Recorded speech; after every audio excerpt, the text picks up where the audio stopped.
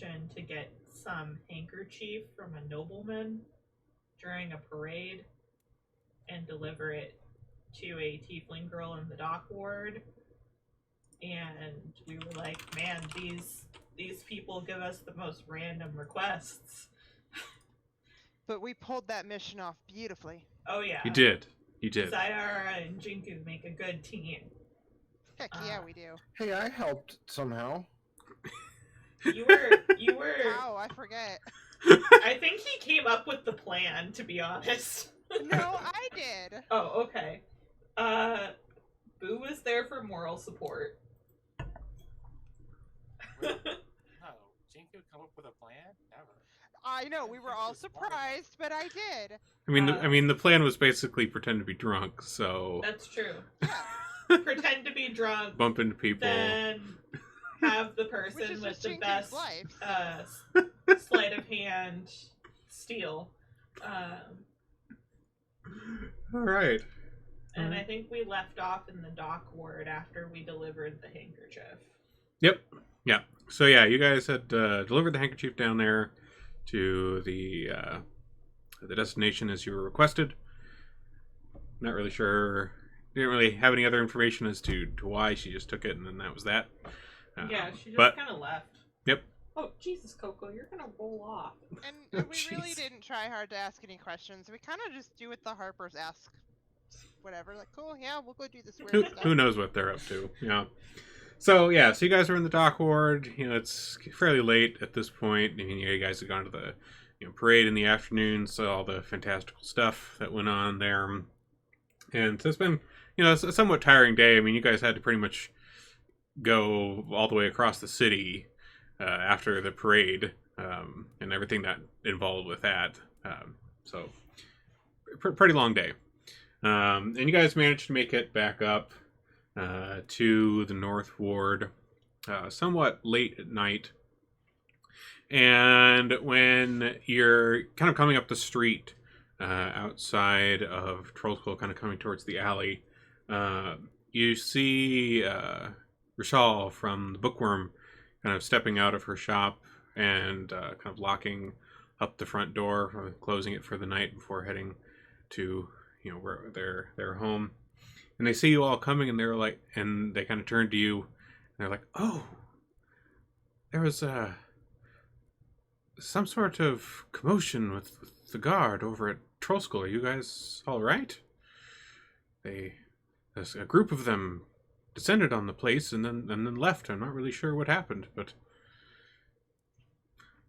I'm glad to see you are well, and not in trouble with the guard, I hope. Well, we've all been at the parade.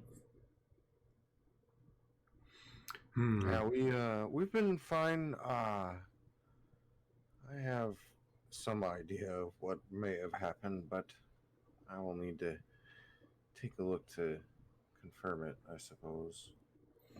I hope you don't think any less of us due to the guards coming by. Maybe they're just checking out the place. I mean, we're opening soon. Oh, is that so? Yes, hey, I mean, yes. I have seen the repairs are progressing quite nicely on the place. I mean, it looks pretty done from the outside to me. So perhaps we'll hear more soon. It's just giving the lighting a final touch. Why don't you come by when we open? I'll give you a couple drinks on the house. Maybe make you some food or something. Ah, wonderful. It'll be great to see some life back in that place in the middle of the neighborhood. Well, I best be off. We will see you all around later. You be safe now.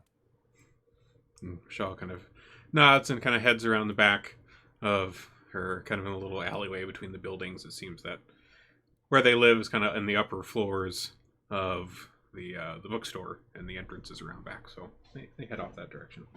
You all kind of continue heading towards the manor the rest of the way up the block.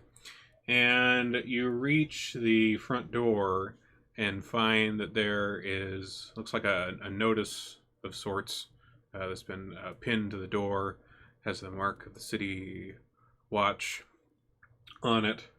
And on it seems to describe that, due to, crimes against the city of Waterdeep and her citizens, that one of the residents here had been taken into the possession of the city guard for trial, and which is kind of a general notice there. And you head inside the doors, and the children are all kind of asleep. The urchins, they're all kind of splayed out on some of the various pieces of furniture on the first floor here. They seem pretty tuckered out, but Blossom is nowhere to be found. It seems the arson caught up with him. Well, guys, I guess I didn't. I kind of expected that. It's unfortunate the children had to see whatever happened, though. It looks like they're all right, at least. I can't say I'm surprised. I've lived in Waterdeep almost my whole life. They don't take kindly to crimes like that.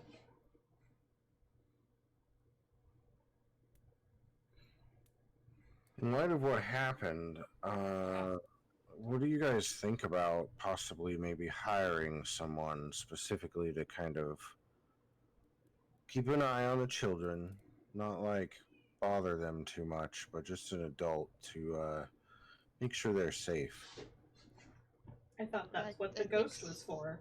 Well, Well, I mean, I don't know if the ghost is always going to be up for the job. I don't think we can take any chances. They already kidnapped one of them once.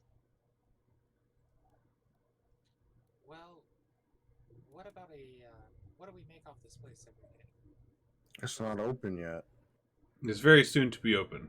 We're actually going to get to that today. Well, So We opening tomorrow. Is like tomorrow our like opening day? we'll go ahead and say that. Like we'll say, yeah.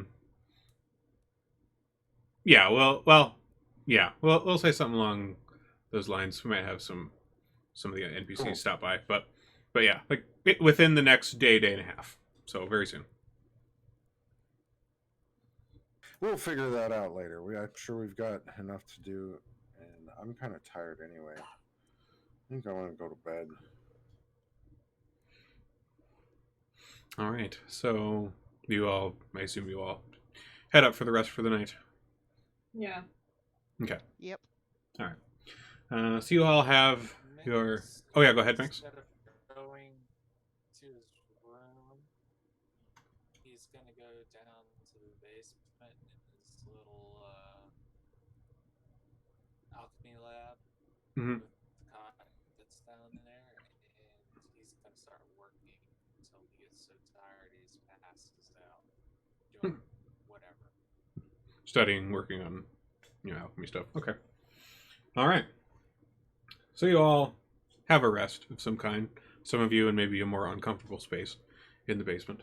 But you wake up in the morning and you guys are kind of busying yourselves on the first floor with, kind of breakfast for yourselves and for the urchins.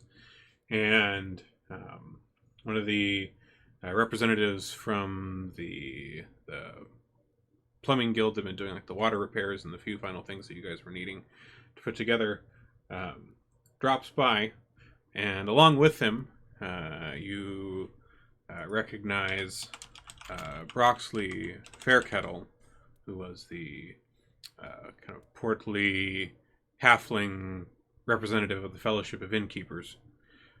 And they both kind of come in through the front door, and he says, "Oh," he kind of clasps his hands in excitement as he looks around and says, "Oh, the place looks wonderful since I stopped by last. Wonderful. You really did quite good work here. I hear from my associate here with the Plumbers Guild and some of the other guilds in the cities that you've been putting a lot of good money back into the hands of Waterdeep fixing this place up, and it certainly turned out quite well, I must say."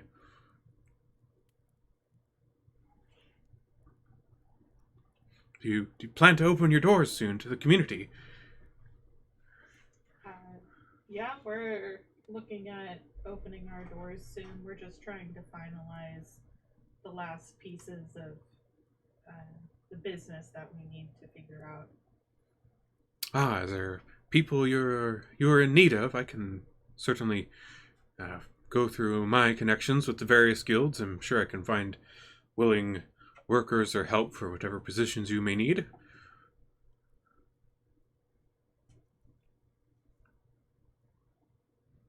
And of course, I'd be certainly happy to get the word out about the Trollskull Manor reopening. I'd be, if you're planning to open here in the next couple of days, I can certainly get some leaflets and some things put together to distribute around the city to hopefully get some good opening day traffic in the area.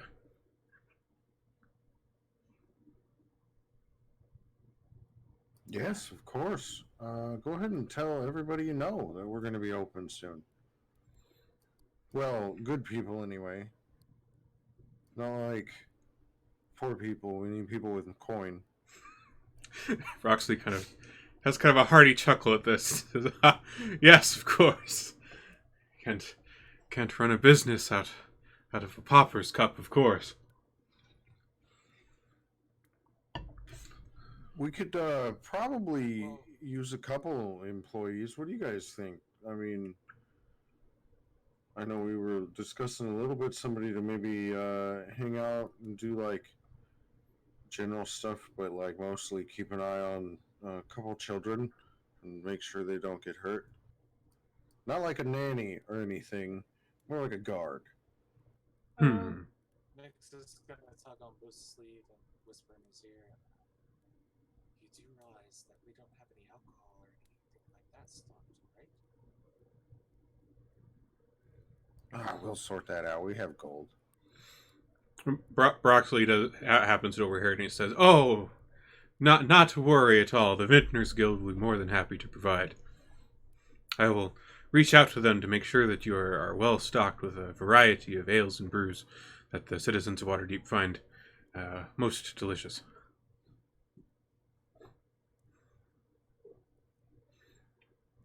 Well, that solves that.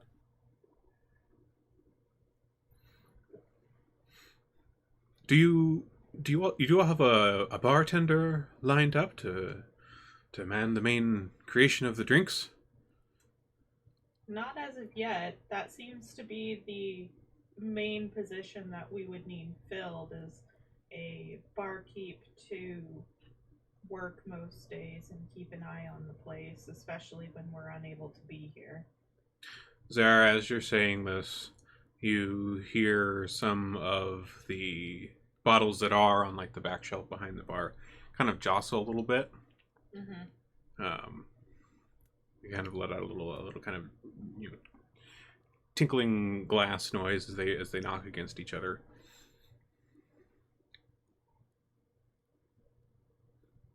I look behind my shoulder, kind of expectantly, to see if what I assume is the ghost has anything more to say. Well, as you're kind of looking over there in that direction, Liff, the poltergeist, you see a couple of the bottles that were kind of shaking up on the shelf, and like you'd seen happen before, some time ago, kind of float up into the air and pour themselves a few times over a couple glasses that are sitting out on the bar, and Liff mixes a few drinks, and you kind of the bottles get set back down on the back counter with almost kind of a confident thud after he finishes kind of mixing these drinks here on the bar. Of course, you can't see Liff, but you kind of get the sense that he's like, I know what I'm about. Perhaps we don't need a barkeep after all.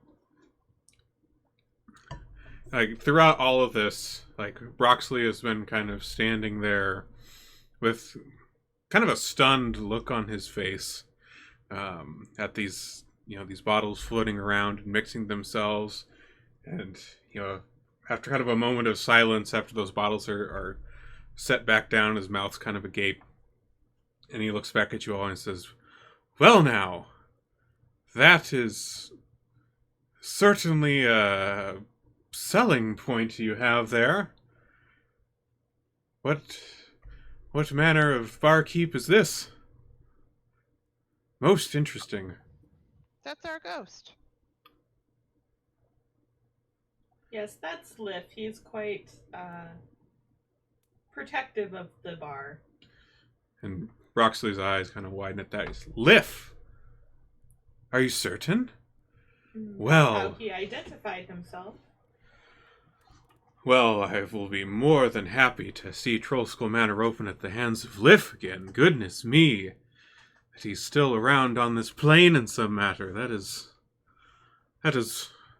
Well, I'm not quite sure how existence might be for him, but that's certainly wonderful from a business perspective. Well, he seems quite comfortable here. Could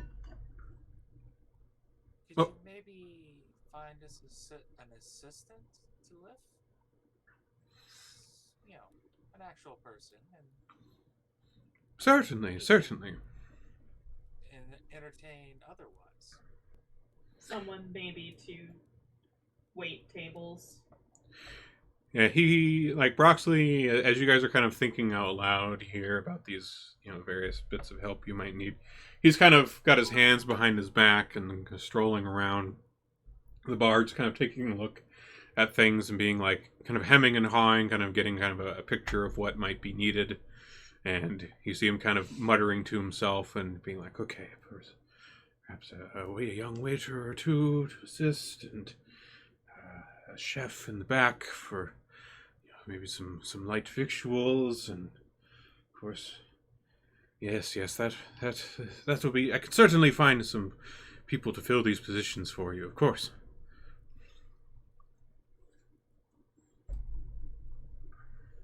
Thanks, man. Yes, that would be of great help. All right.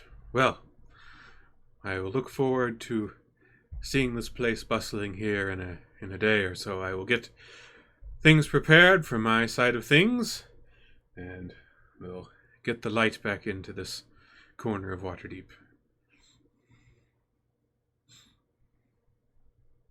Yes, we will.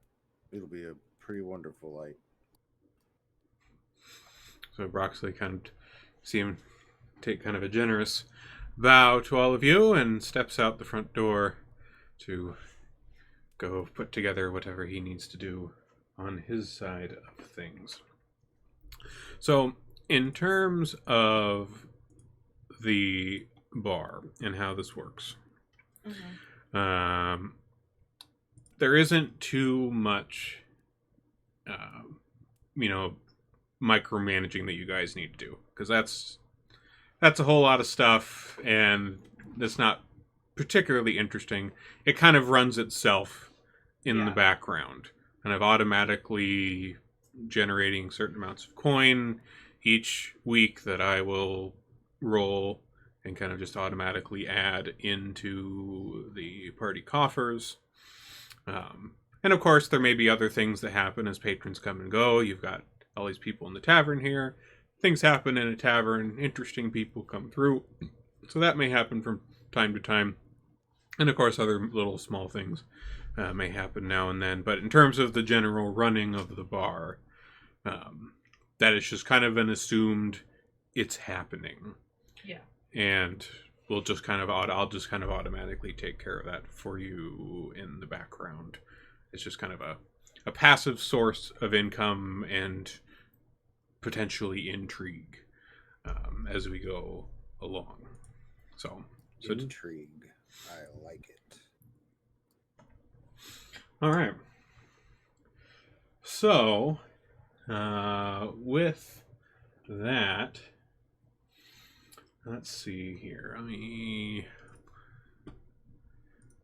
pull up some notes here. Where did I put that?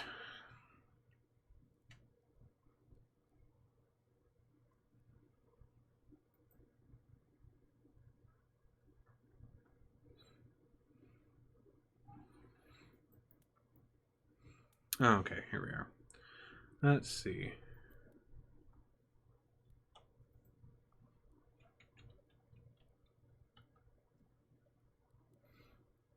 Sorry, I'm just reading through this tavern running stuff to make sure there's nothing else that's really pertinent to know. 1 second here. Okay, cool. Nothing too much else. So basically, how it works, just to kind of give you a general sense of what I am doing. So each kind of week that goes along, like I roll some dice to kind of determine various events that happen and various patrons from Waterdeep that may be there. So some of these are people you probably might have already know, people from around the neighborhood, Raynar and friends of his that you rescued, um, stuff like that. Uh, Sometimes other people you've never seen before, and of course they all have. You can of course talk to them if you wish, and they have their own agendas and things they like to talk about. So feel free to interact with people that are around, or feel free to ask me who's around,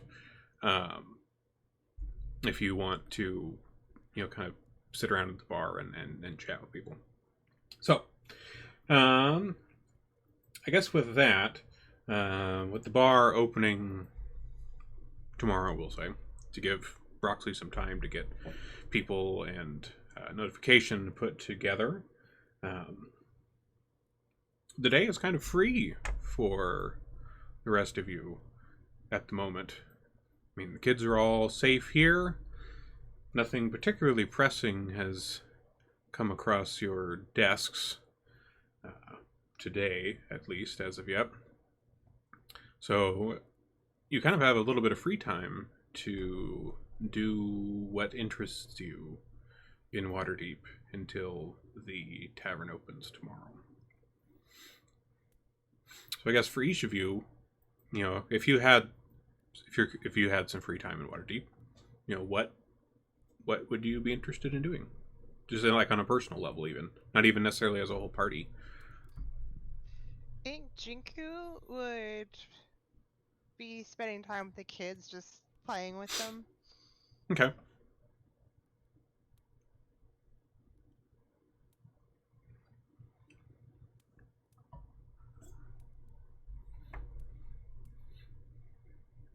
That's a good question. Mix is going to go find.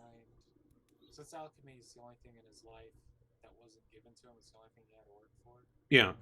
He's going to go out and try to find more advanced alchemy books. He already knows a great herb shop that has every herb he's ever going to need right across the street. Yeah. But he's going to try to find the books and make lists of ingredients. Okay. And I'd say for that, probably Mix. A good resource that you would probably think of to go to would, likely be the Blackstaff Tower that you guys were recently at, since that is the, kind of the Archmage's location. So if you're looking into alchemy and trying to find some more information there and just kind of study up for yourself on other things, that's probably where I expect you would head. Would be over to the Blackstaff Tower in terms of places that you know so far in Waterdeep. Would that be to purchase books or just to... Blackstaff would be more of to read. Since Blackstaff Tower is kind of the the head in terms of mage things in Waterdeep, and of course also of the Force Grey that you guys have been working with. It'd be more of kind of a repository of general mage-related knowledge and magic-related knowledge. So it's almost like a library of sorts. They probably wouldn't. They'd probably be rather stringent in terms of things being taken out of the Blackstaff Tower. But as you guys are, have had some good ends with the Force Grey, they'd be more than happy to let you in and peruse, and of course take notes. So that's certainly doable.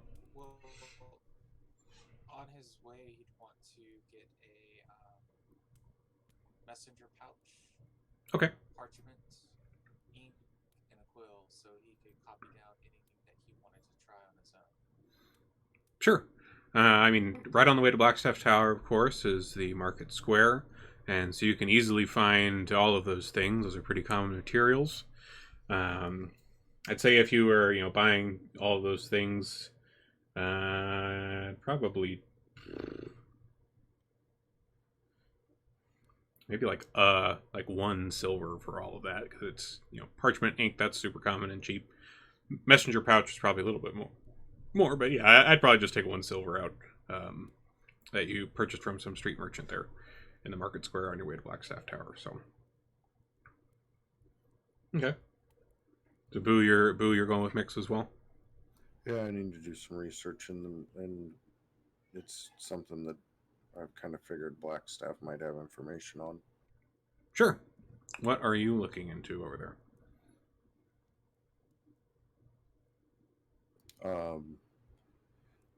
Origins of different known liches and like information about liches. All right. Yeah, I would expect that they would certainly have some record of known liches in Faerun. Maybe how they got to be liches.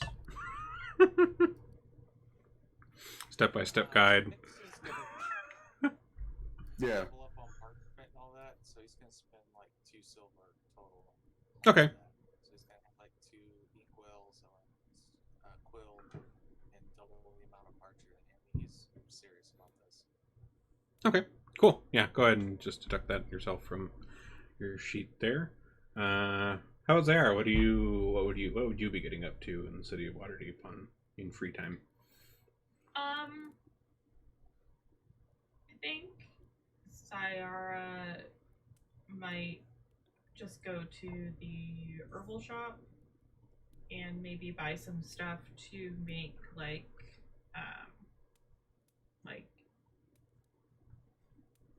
some like healing items, as well as buy some things to like make like incense or like stuff for that purpose, and then spend some time with her tarot cards and do like readings. Okay. So if you're doing that, if you're buying herbs and stuff, of course you'd be going to Carlin's Crown across the street there. Yep.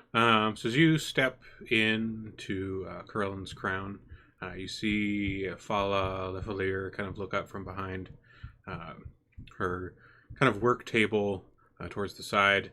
You can see that looks like she was doing some kind of small trimmings on some little plants and things there, kind of at her little work area.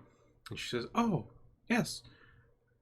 I don't believe we've ever formally spoken to each other. Fala Lefalier, you over at Troll School, correct?" Yes, I'm one of the owners of Tro School, Zyara. Ah, that's right, Zayara. Of course.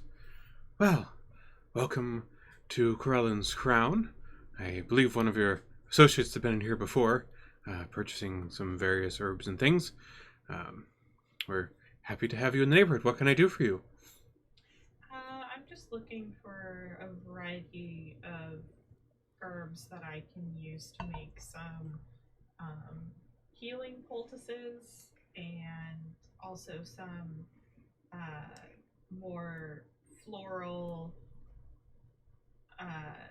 type plants, so I can make some incense for the manor. Ah, yes, of course. I can certainly whip something up here for you. I heard word from Talisavar was in here earlier this morning, and he'd heard whispers around the neighborhood that you guys are going to be opening here in the next day. Is that correct? Yeah, we're still securing our selection of ales, as well as getting some help around the manor, but we are planning on opening in the next couple days. Oh, wonderful, wonderful. Do you need any floral arrangements for the occasion? And of course, if as I swing by, I'm sure me and many of the others in the neighborhood will happily bring some of our own cooking to help contribute. I'm certain, at least with most of the neighborhood, will be happy to come out, but hopefully with the other patrons there, we'd be happy to help make it a bit of a party celebration to see the place back open again. Sure, that would be wonderful. I think just some small arrangements to put on the tables would be great. Ah, yes, great, of course. Is there any particular color that you would be looking into have on the table arrangements? Um, Surprise me. Father kind of chuckles at this and says, well, yes, of course. I will get something put together for you. I am quite fond of baking. I'll put together maybe some small baked goods to bring over to the get together tomorrow night. That would be lovely. All right. And so she gets the various pieces you needed for your incense and your herbs and things put together, and sends you on your way there. All together for you for those, it probably came out to about 5 silver for the incense and the herbs, and thanks for the poultices. All right, so you all are out, in Waterdeep doing your thing, and as it gets a little later in the day, you kind of start making your way back across, either across town from Blackstaff, or I guess the other two weren't too far away. But you start making your way back to the tavern. Mix and Boo, as you two are kind of crossing through the market square, you kind of happen to catch in your ear the cry of like a small kind of newsboy kind of calling out and handing out kind of little leaflets to come on, come all, Troll School Tavern to open once again tomorrow's eve. And you can see him kind of distributing these little leaflets to various passerby that happen to hold out a hand in interest.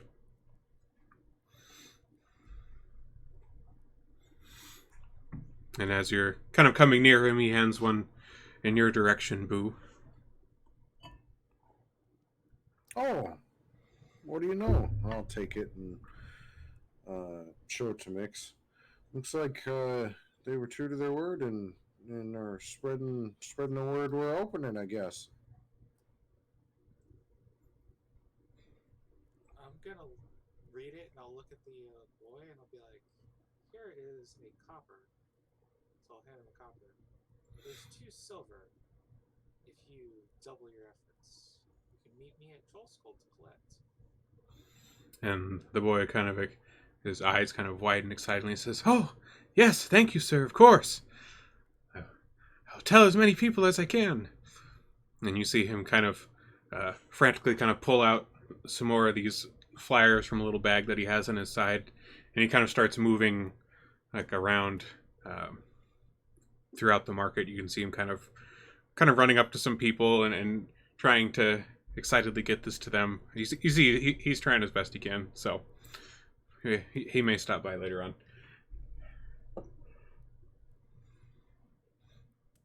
And you guys make your way back the rest of the way to Troll Skull. As you guys are there in the evening, kind of having your evening meal together and kind of talking about your day there, you see Broxley returns and kind of pokes his head in through the door. You kind of see it open a crack, and he kind of pokes through and says, ah, good, you're here. Well, I'm happy to let you know that I was able to find some assistants, that they will be able to be here tomorrow night for the opening. I found you a chef and another kind of assistant barkeeper, of course, for those who may be more skittish talking to a ghost. And, of course, a couple young servers who will be happy to wait the tables. But they will all show here tomorrow night before the opening to get things all prepared and ready to go. And I believe tomorrow morning as well, I contacted the vintners, and they will come by with some kegs of ales and brews for you to make sure that you are well stocked as well. You can see him kind of like almost do a little dance in excitement at all the goings on. And you're coming by as well, right? For a drink or two? Well, yes, certainly. I wouldn't miss this. I'm always present for the opening of any new inn in Waterdeep that's associated with the Innkeepers Guild. Good. Well, I can't wait either. All right, so he again takes his leave. Again, kind of almost excitedly. You can see his little halfling legs just kind of excitedly dancing a little bit as he leaves. He's really into the innkeeping thing. You can tell. And he heads off into the night. So the next day, you all are here. The vintners come by with some various brews and ales and stock those behind the bar, as well as some in a corner of the cellar as well, just so you have some backup. And at this point, we'll say the four of you are here in the bar. We're going to kind of jump ahead a little bit to the afternoon. And the hired help that Broxley had found for you arrives, and you happily show them to the kitchens and the bar and kind of show them around the place, and they kind of happily get to work getting things set up as well. Father Lefelier drops by before the opening happens with a variety of kind of small table settings. Most of them are kind of a mix of this kind of lovely sky blue flower, kind of some other kind of darker green arrangements, and like a sprig of pine for freshness. And she kind of sets those up on each of the tables here, and then again kind of takes her leave to go prepare other things for the get together later on.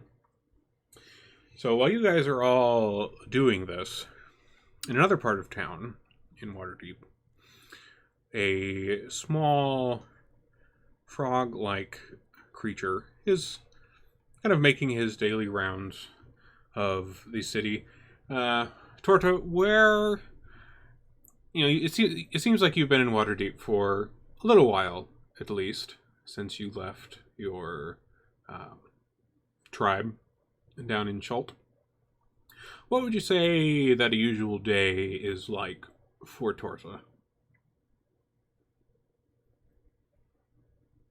Typically training, keeping tone, keeping the key flowing, and enjoying the tart shop that I live above. Lots of tarts. So I gotta work out. You gotta do the monk stuff, monk moves. Eat the tarts, burn off the tarts. Yeah, A vicious cycle. Right. So you are kind of around in your part of town. I'm not sure. How familiar are you with Waterdeep, Racky? a little bit. A little bit. Okay. Let me bring up. Let me find the full map here, and we'll let you kind of tell me where you think you would be. Let's see, Waterdeep.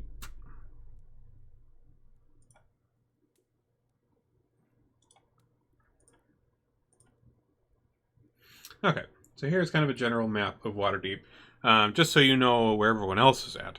The Troll Skull Manor is in the north ward of the city, kind of up in that northeastern quadrant. So where would you say would be the kind of part of town that would be more of Torta's thing? In the northward also. In northward also. Okay, cool. All right. So as you're kind of making your daily rounds outside, doing some training, getting the key flowing, there's maybe a little yard nearby where you have your place set up that you do some of your monk training in, and you happen to notice kind of pinned up on kind of a nearby wall excuse me, pinned up on a nearby wall, one of these little flyers for this Troll Skull Tavern that is opening tonight. It seems like in just a few hours from now. Oh, very interesting. What's on the menu that they have? Well, from the flyer itself, let me take a look. Second here. I know I have a menu here somewhere. Oh, Eric, fancy.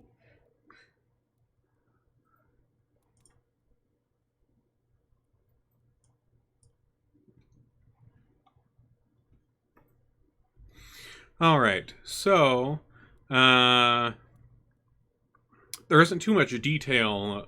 So, it's a fairly small little leaflet, so it doesn't go into too much detail as to what all they have.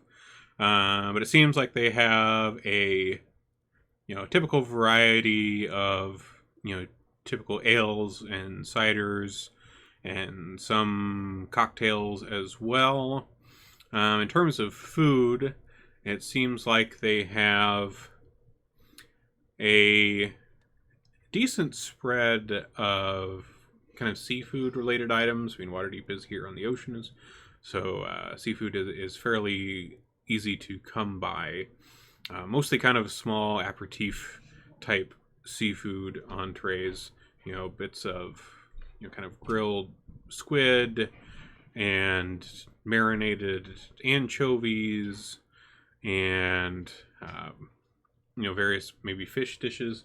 But you do also notice, among all of the information about the usual menu, you see that this is meant to be kind of an opening celebration, so there may be more than what is on the usual menu there in terms of food. Perhaps even baked goods. It's okay. Perhaps I'm a looking for tart. that four-letter word that we all love so much. While it doesn't specifically mention tarts, it does mention that there may be baked goods. So Okay. that could be them. With the lead and the lure of baked goods, I'll plan my journey from here. See how many other bakeries I can pass before I get there. That way, if I get let down, I have my tart stash. Got your backup. BYOT. BYOT. Biot. Bring your own tarts. All right. So,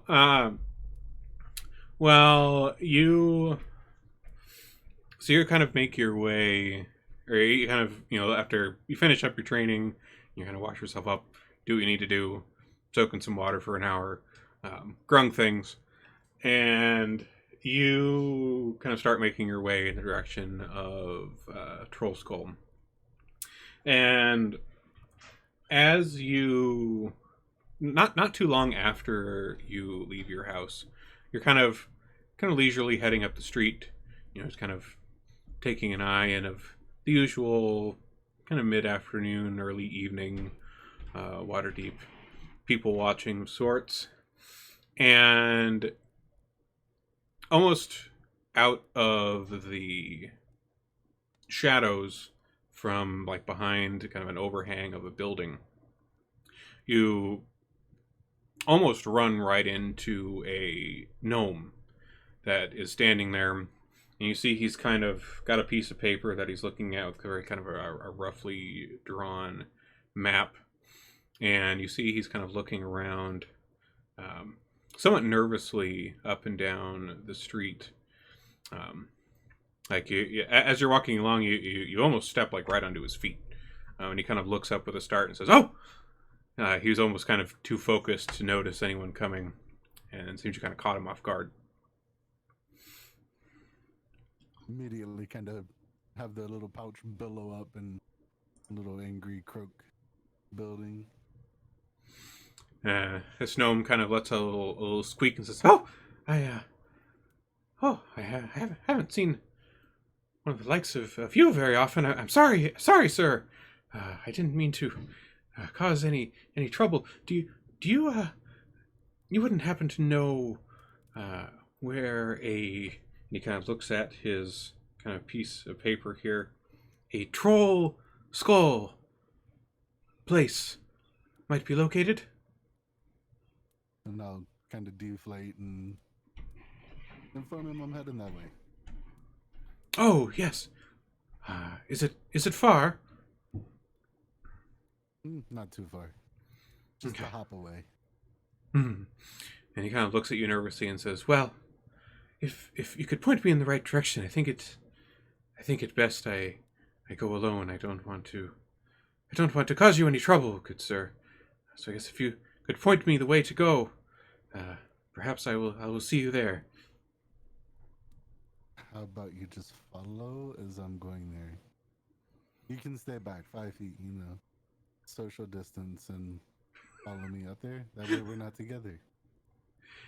And he kind of smiles kind of wanly in response to this and says, "Yes, that I guess that would be nice, but I I really don't want to cause you any trouble. He kind of looks nervously around, says, I think I may be being followed by someone," and he kind of you see him kind of glance up at kind of the rooftops a little bit, and as he's looking around, you see him kind of get almost a pale look on his face, and he lets out another little kind of and he just takes off down a nearby alley.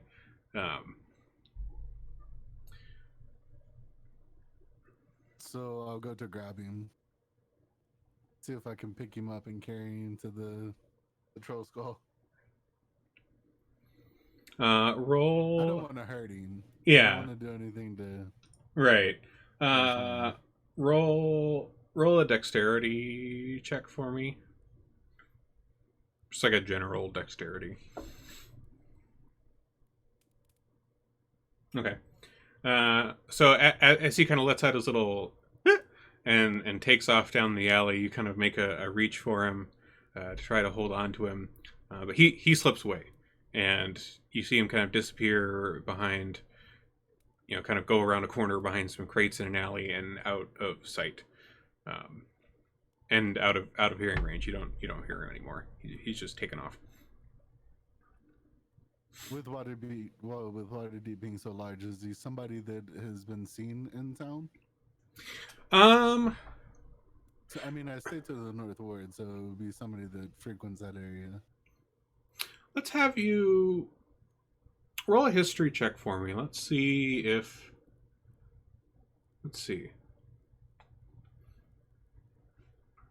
Okay.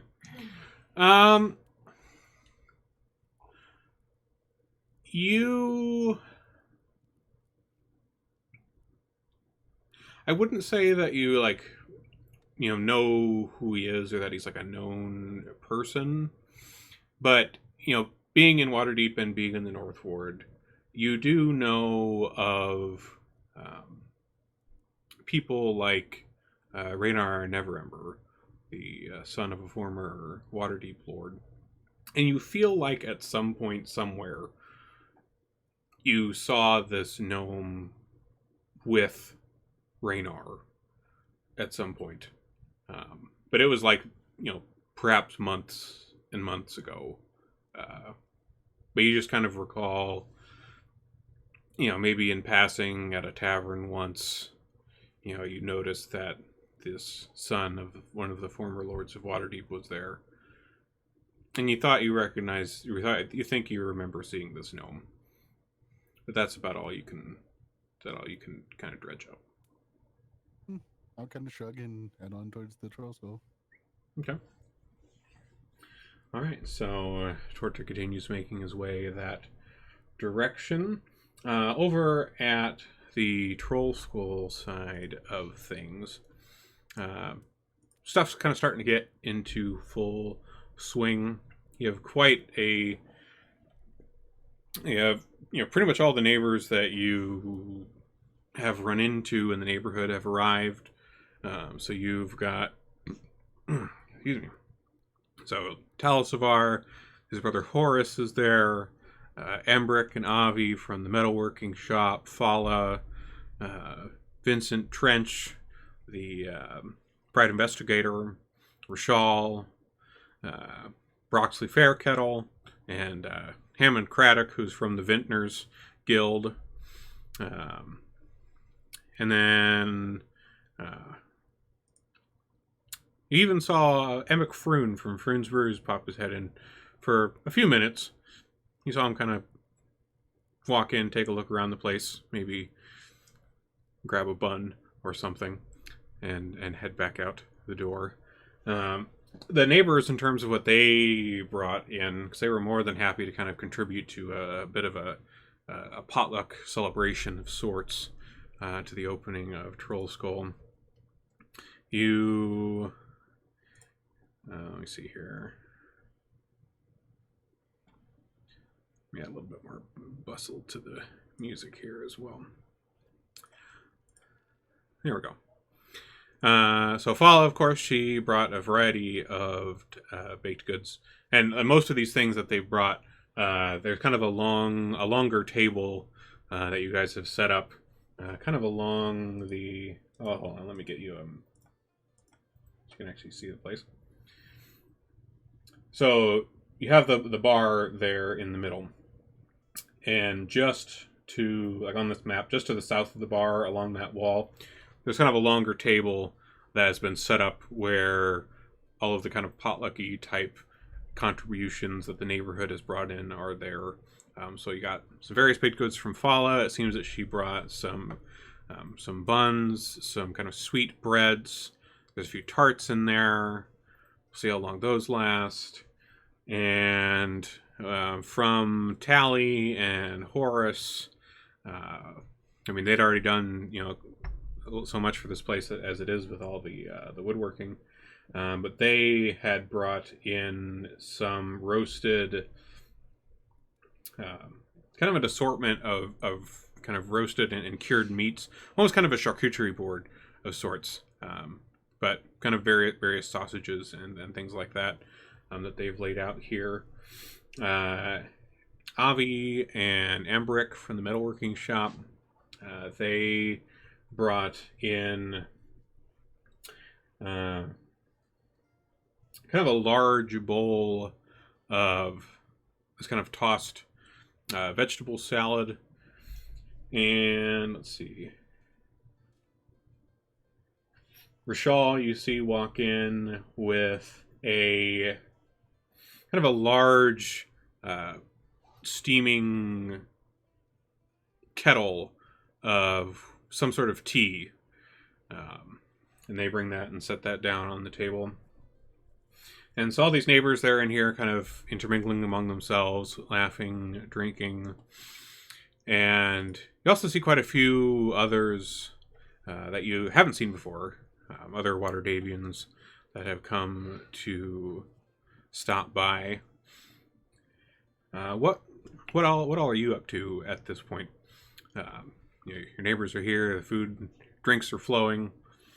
Lift's mixing drinks, and intermittently you get kind of gasps and cheers from people as Lift's kind of doing his work there, and the bartender. People seem pretty entranced by this, and especially some of the older patrons who perhaps even came here when it was open before, decades ago.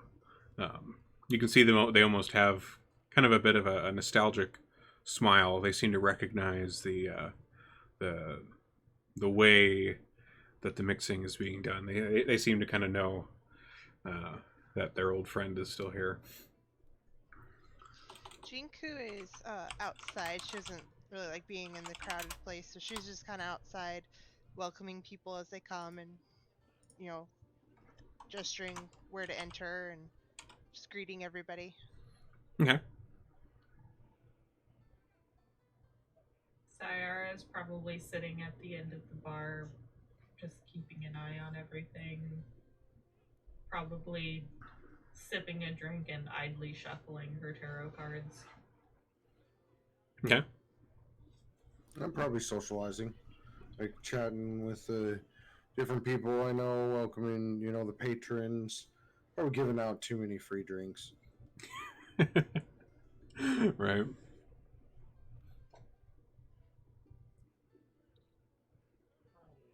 Mix would be kind of sitting and observing, seeing if there's anybody he wants to talk to, seeing if there's anybody that looks like they're interested. Okay. So, as you all are kind of making your way around in here, Jinko, you're standing outside the front of Troll Skull. And Emic Froon from Froon's Brews kind of walks over in your direction and kind of leans up against the wall and says, "Well, it seems my competition is back in business. Looks like you did a pretty good job with the place, I must say." Well, thanks. Hopefully, we'll just both do very well in business. Yes, one can hope. Being in the shadow of a famous location, well, we'll see how that goes. But it's okay. You may have the vintners and their brews, but I've got my own concoctions. I'm sure Fruins will come out on top in the end. Well, for tonight, let's not be competitors. Just be our guest. Go in and have a good time. Fair enough. Fair enough. I'm not here to cause any trouble, of course. And you see, you can kind of tell Jinku, he seems a little dejected, and kind of a little jealous, almost of sorts. You kind of hear a twang of that in his voice. He tries to come off as kind of a bit of a dick, and, confident in his small pub nearby as, a destination of sorts. But it seems maybe deep down he knows that might not be so true. As he's walking away, I'll pat him on the back, maybe just a little too hard. Like it's friendly, but a little too hard. Alright. You That see him. elephant strength. Yeah, I don't know my own strength. Yeah. So as you kind of give him this pat on the back, you see him kind of stumble forward a little bit and kind of catch himself. And he kind of gives you a bit of a sidelong glance, and kind of continues on his way. Inside, Boo mixes you around. You see, in particular, one of the kind of chattier patrons, but not to others. You see this very old. What was that? She is a dwarf.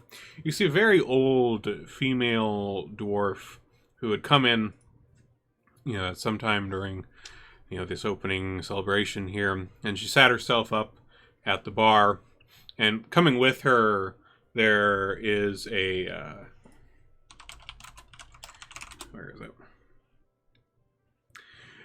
it? Kind of looming behind her, like almost always standing like right behind her, is a large shield guardian that seems to always be by her side, which is a kind of a metal construct of sorts.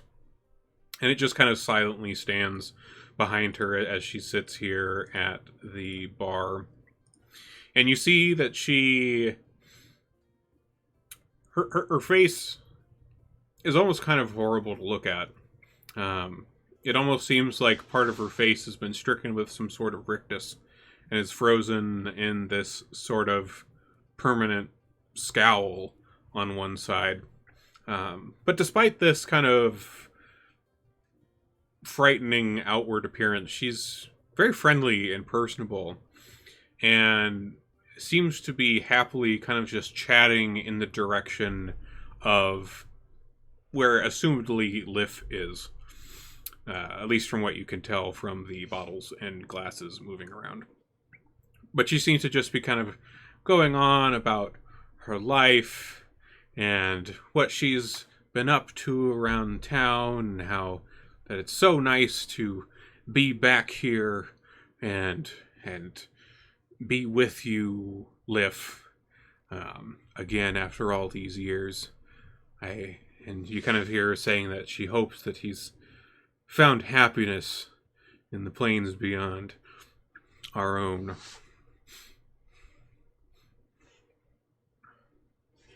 I'll kind of get close, a little close to her and say, sounds like you knew our friend here in maybe another time.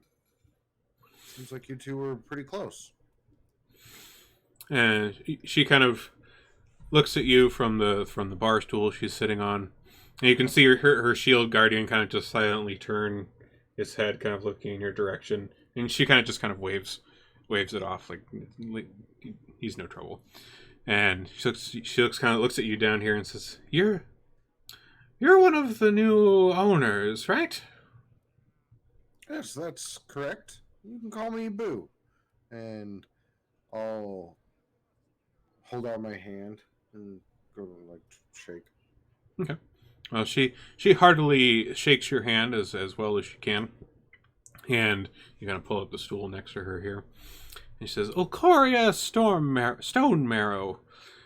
Hey, it's so good to see this place tidied up once again. I actually, well, I used to own this place.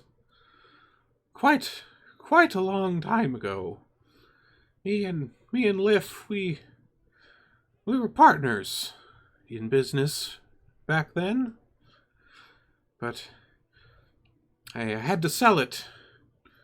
After Liff passed, I had to sell it to a family of.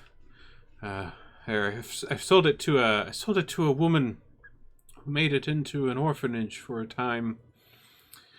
But it's been decades, so 60 years at least it must be since I've been in here. Sat at this bar, and she kind of happily slaps the bar here and drunken Liff's fantastic drinks. It's I can't tell you what a joy it is to know that he's still here. Well, we like him. He seems to have a pretty good sense of humor, and he's good for chats. Well, he certainly is a very good listener these days. Perhaps even a bit more so than he was in life, I must say. Yeah. Perhaps so. I enjoy our late night chats. I think Liff does too, don't you, Liff? And you see one of the little tumblers that's kind of under the bar. You see it kind of lift up, and it kind of motions in your direction and kind of sets back down under the bar.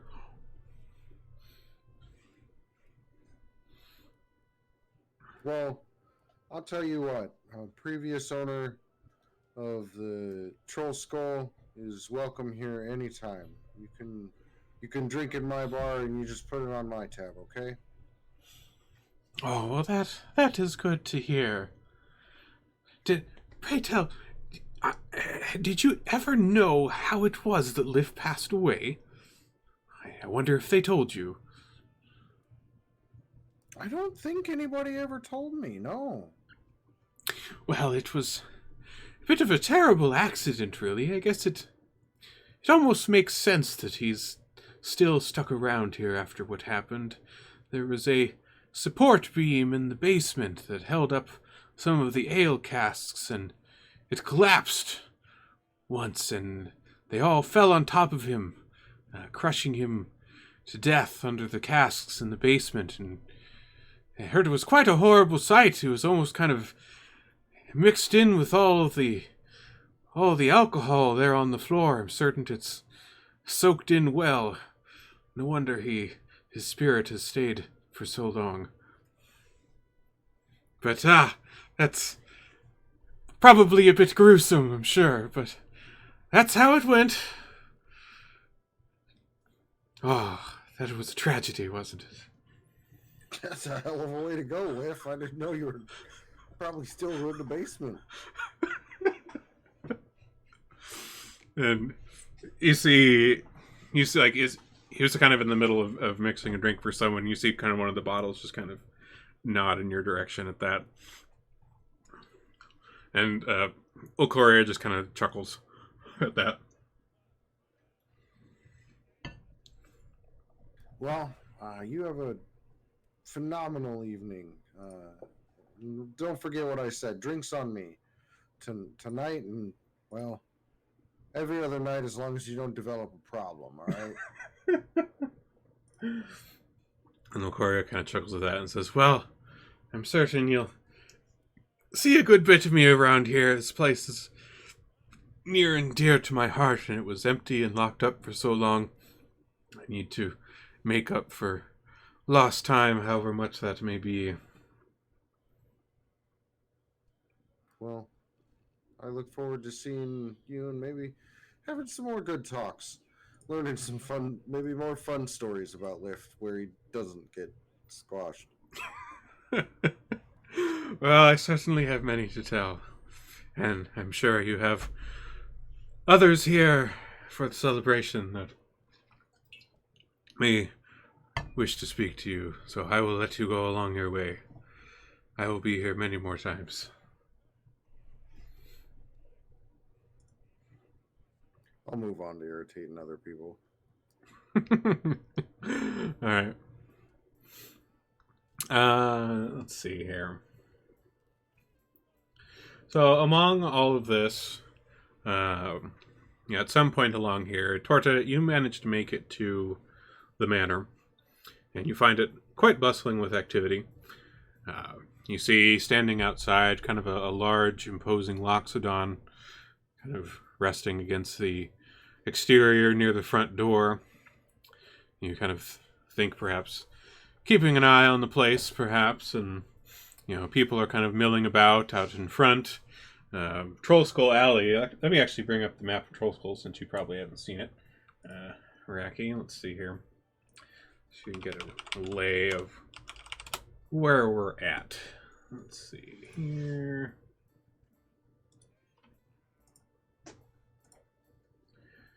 All right. I need to resize this a little bit. So this is Troll Skull Alley. And you should be able to see some of the pins that are in there. Troll Skull Manor is pretty much right in the middle there. It's the one with the bit of a tower on the northwest corner of it. And, nearby you can see there's that kind of greenhouse looking place, which is Follow Leffelier's shop, where Zyra had been earlier today. The Bent Nail to the east is Talasavar and Horace's place. Rashal, the page turner, the bookshop, is a little to the west. Froon's Brews, I guess you could call it a competitor of sorts to yours, is a little to the west as well. But all of this is all in this kind of quaint little alley in this part of the North Ward. And as you're kind of heading in here, the little kind of central area of the alley has quite a good number of people in it. Both people in the neighborhood and other Water Davians that are in the area. So it seems this whole kind of celebration is spilled out of Troll Skull and into the kind of street around here as well. But you do make your way inside, and inside the manor you can see, at least from what you can see from your stature, you see over by the bar some bottles seemingly floating around on their own. Not quite sure what's up with that. And you do also see the table quite laden with a variety of food off to the right. And you think you perhaps spy some baked goods among there as well. That'll be my perch. Alright. Not interested in the alcohol or the floating bottles too much. They kind of, they worry me.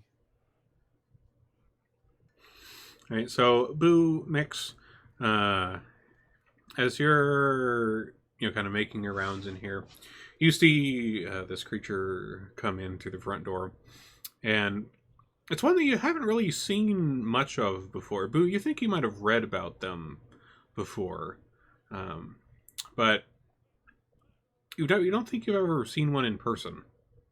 But this, well. Torta, how about you describe yourself for us? What do you look like? What are you wearing? Oh, he wears nothing. It's part of the monk abilities.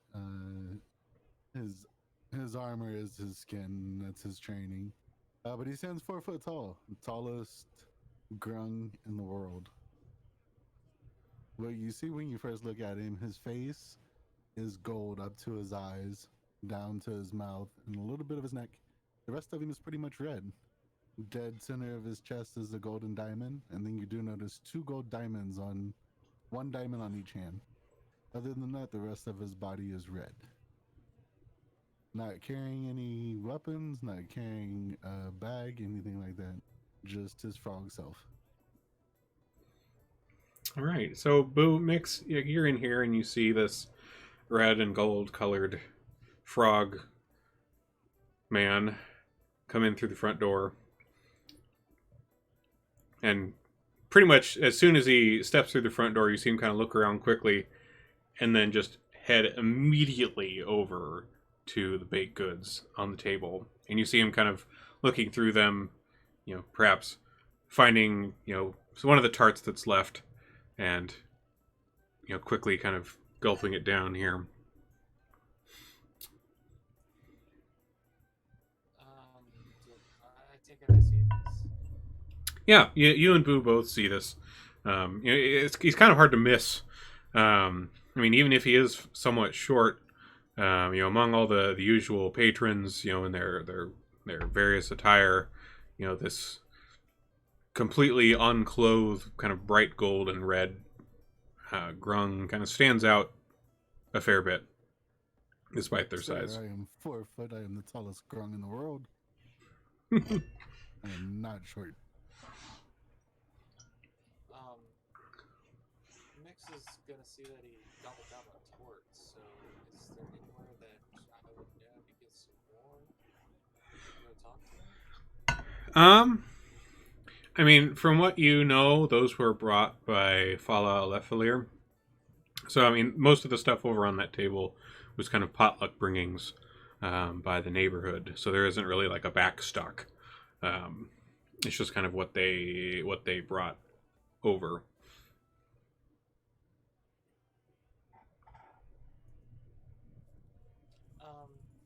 Mix is gonna grab one of the sweetened juices. I guess that like the kids would drink. Okay. Walk over and introduce himself and offer him a beverage. You're offering me Kool-Aid. Drink the Kool-Aid. Oh, I offer. You really want to watch what you take from Mix, but no, this is just like Very true. juice. I'll kindly decline and ask for more tarts. I am deeply upset at the lack of tarts on the table. Let me roll a. I'm gonna have to make like a tart table. Let's see here. So this tart that you got here off the table, it is a. Let's see here. This is kind of a mixed fruit tart. So like on top of the tart, there was a kind of a row of what seemed to be like sliced strawberries, and then a few blueberries as well, and then these kind of small little oranges. It seems to kind of like a little mix of them that was on top. And in terms of quality and your vast tart expertise, it was quite a good one, you would say. Maybe not the most life-changing one you've ever had in your life, but pretty high up there. Very good. Definitely looking for the quality tarts.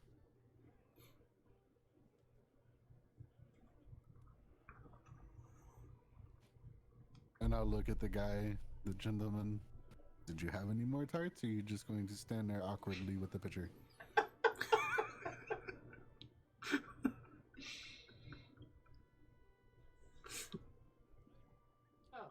well, I'll tell him the lady that brought them. It was a gift for opening night. There's a bakery that brought them, right? She owns a bakery, if I remember. Fala, she's the owner of the kind of herbalist shop, the greenhouse that's kind of just south of you. She just kind of bakes stuff for fun. I'll pat him on the back and I'll say, I think you and I might get along a little bit. If you stick around, I can point out who made these, and perhaps you can convince them to make a few more. Absolutely, you need a good bakery. Torta, Good tarts. does somebody patting you on the back trigger any effects? Mm-hmm. He's got to roll a Constitution save. Okay. 12. All right. Go ahead and roll a Constitution. That's. I mean, this kind of could be house ruled because it says they have to be grappling or in confrontation. Okay. I don't know if, and it's kind of like with the fist. It's kind of something we're gonna have to talk about and set up. Okay. Well, I think it would be funny though. I'll leave it up to you then for flavor. Does one of your effects activate at Boo kind of giving you some pats on the back, kind of on knowing what he's doing? Yeah, the red grung poison. The red grung. Okay, go ahead and roll a Constitution check for me, quick. DC 12, my friend. Ooh. You need to start eating everything you see. So, Boo, as you're patting this brightly colored frog here on the back, you're suddenly just overcome with this urge to consume. You have to eat something right now. It's gotta be a tart.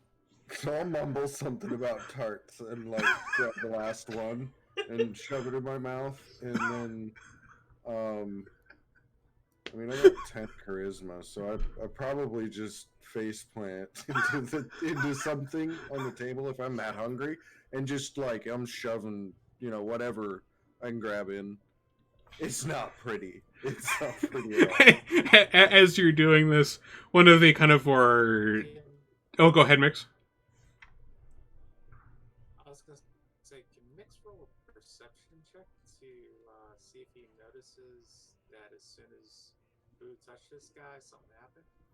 Well, I mean, you wouldn't have to roll a check for that. You can see that plain as day. As soon as he touched this guy, you saw Boo just kind of turn towards the table and just face plant into the nearest piece of food, kind of heartily eating it. You hear one of the kind of more drunken patrons nearby kind of look in your direction and saying, "Yeah, get it, man!" Zayara is kind of looking on in mild horror at this. I have one thumb up, my face still in the thing, and I'm responding to the guy with the thumbs up. It lasts for about a minute. It lasts for about a minute. Okay, so Boo is just sitting there stuffing his face as much as he can, and Boo, as you're doing this, you can feel this hunger, but you can also feel that there's just not much room left to you're feeling real full, but you just can't stop until after about a minute passes or so, you kind of feel the feeling reside, and you kind of you almost kind of fall backwards, and kind of a little thump kind of land on the floor, holding your stomach, being like, whew. This feels good.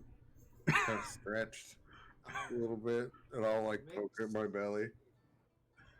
Loving this, he's gonna cast his friend spell, which basically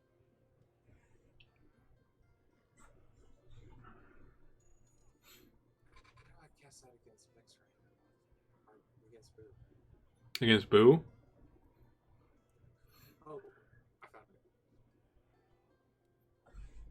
That was what just kind of makes them think of you as a good friend or something, right?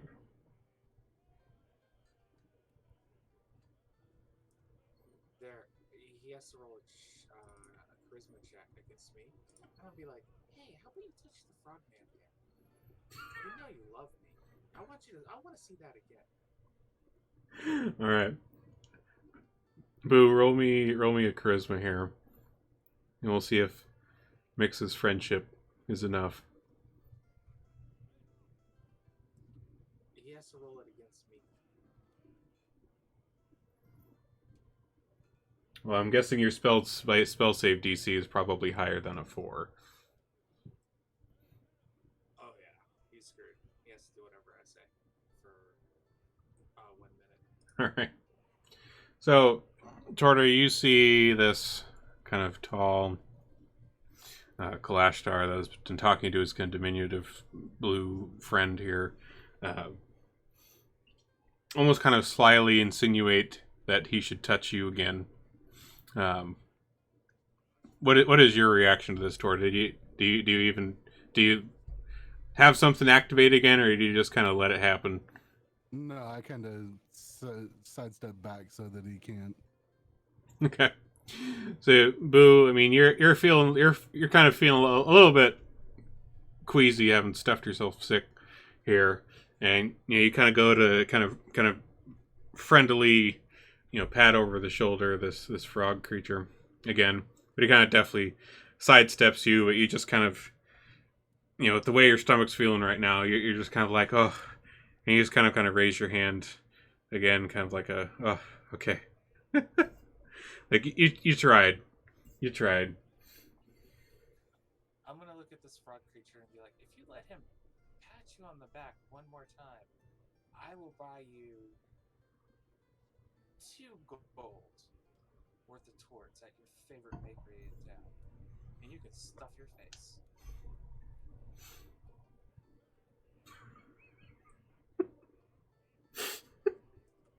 And the debt is paid anytime you want.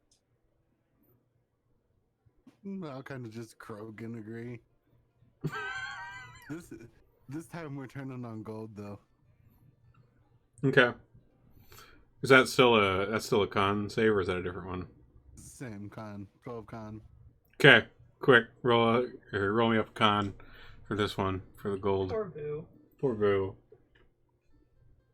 It's a 14, right? 12. 12. Safe. Okay, you're safe. So you pat this frog again, Boo, but nothing happens this time. Besides, you just feel the friendship of patting this frog creature on the back, but you don't feel anything else happen to you at this time. I think, let's see, what time is it? I think at this. Oh, go ahead, Pix. Extend his hand and be like, he's gonna extend his hand. He's gonna take the risk and be like, my name is Mix Q. I think I want to get to know you. And he's gonna have in his hand 2 gold for him to take, and before he shakes his hand. All right. I'll take the gold and bow. All right. So I think at this point, this is about the halfway point here. So we'll go ahead and take a quick break for 10 minutes and come back at 9:49-ish and continue on with our opening night celebrations going on here with all you 5. So we'll be back in just a little bit.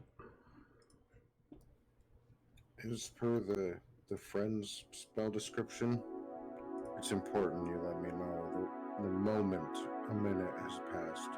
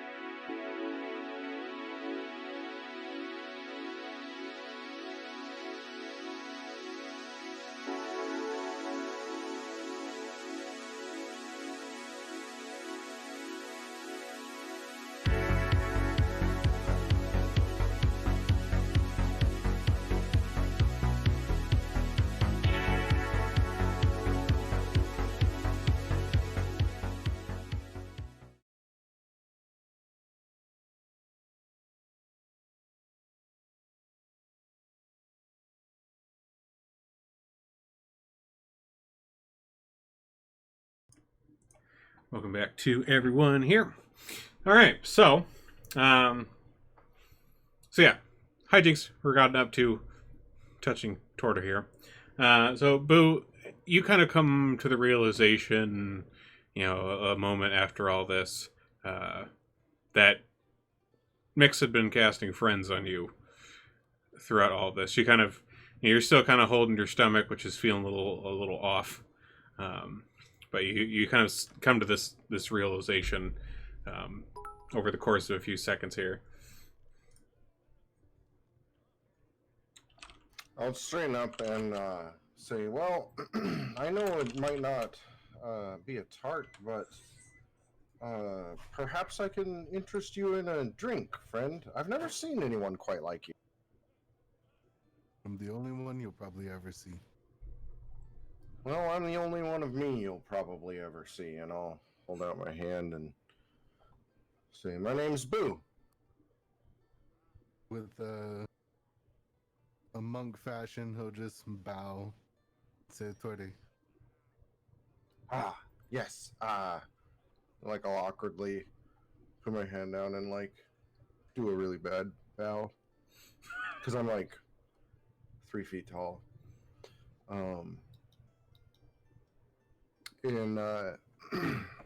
And I'll say, well,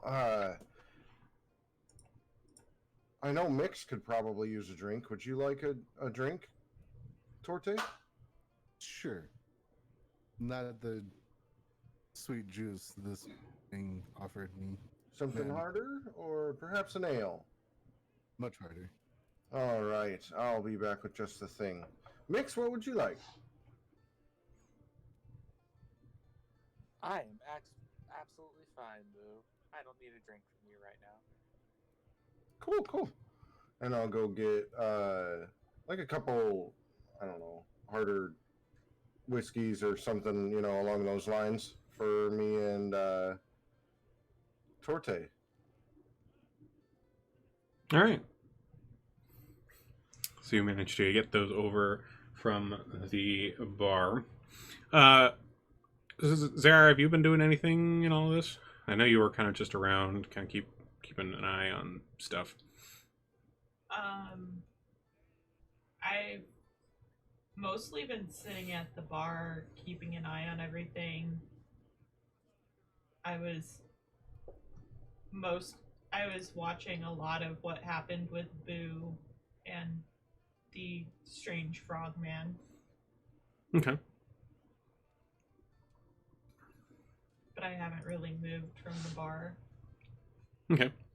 So among all the patrons, I mean the urchins are around. They're kind of having a good time with everyone else that is here.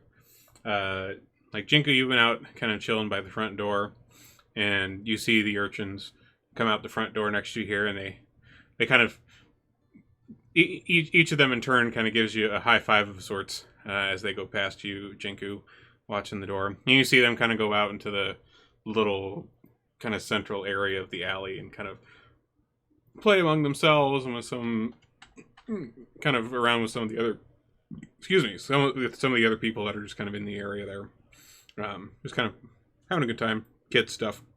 I definitely enthusiastically high-five them back. Nice. All right, they're happy to have those high fives.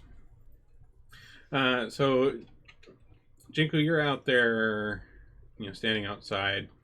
Some of the various people are coming and going. You see, like, Tally and Horace at one point, they come out of the door. Horace is definitely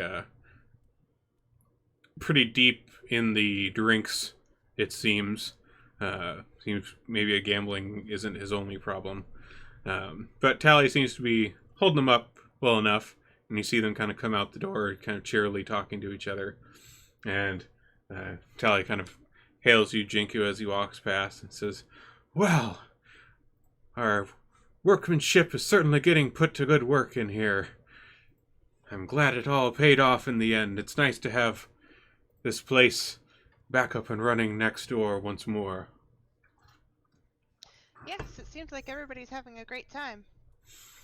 At this, Horace kind of drunkenly raises his hand and goes, "Yes! It's wonderful! looks like maybe you've had a little too much of a good time. And Tally kind of laughs and just kind of pats his brother-in-law's back here and says, "Well, it wouldn't be the first time, that is for sure."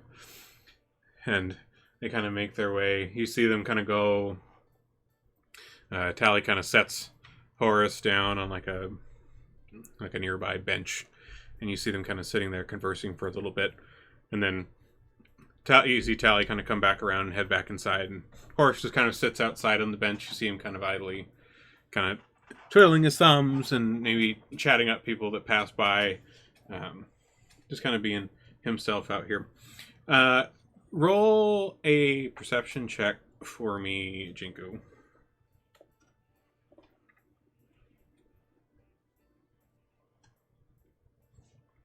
Okay. So, Jinku, you're just kind of, generally, as you've been standing out here, you've just been kind of keeping an eye over the alley area as people have come and gone. And you can't really make out very well the details. But you see on kind of the far western end of the alley, there's there's the Troll School Manor, and the alley comes in, and there's a central area among all the buildings, and then it goes back out to the south to the more main road to the south of Troll School Alley proper. And you see kind of a very small figure coming up the alleyway towards the direction of Troll School Manor, very small, maybe like 2-3 feet tall. You can't really make out any details. And as they head in your direction, you can at least see from like their silhouette that they seem to be kind of looking around as they're coming towards the place. And as they get closer, roll another perception check for me, Jinku.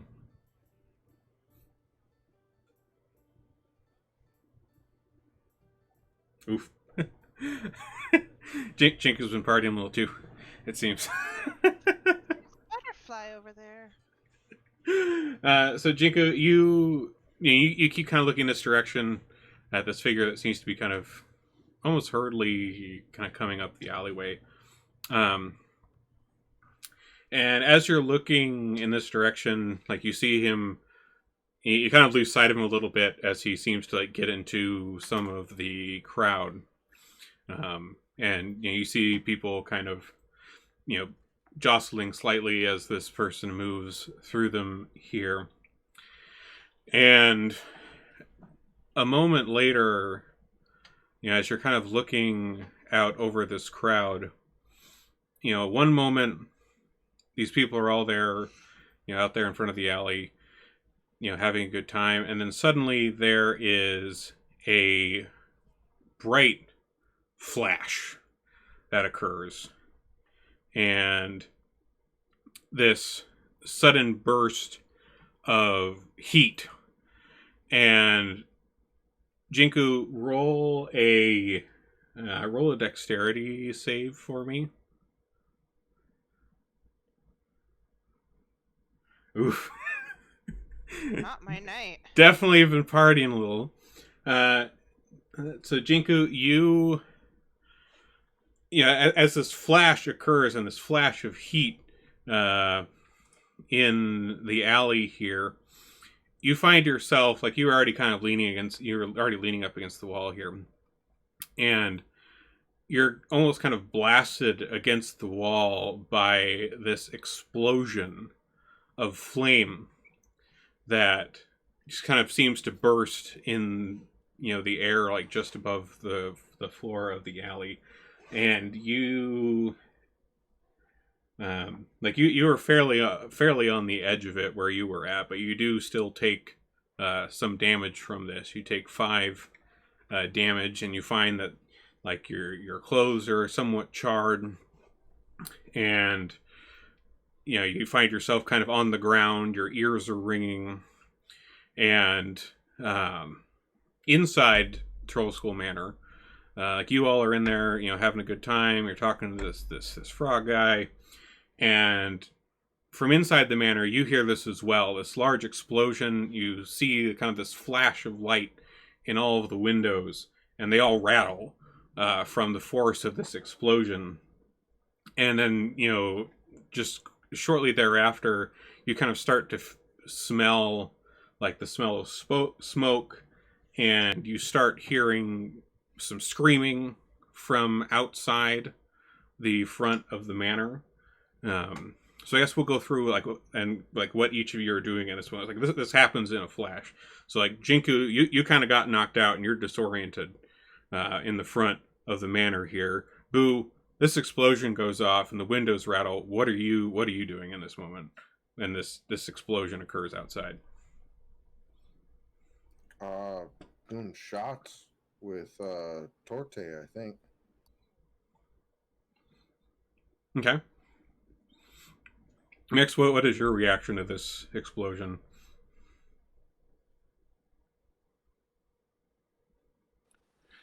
I'm still standing by the table, the food table right by the door, so I'm diving out the door to see what's going on. Okay. How about you, Torte? Drop into a fighting stance and prepare arms of the ancestral self. Okay. Astral self. Get ready to pop out some extra arms. Okay. And Zara, what is your reaction to this? Are the children down here? They had just gone outside a little bit ago.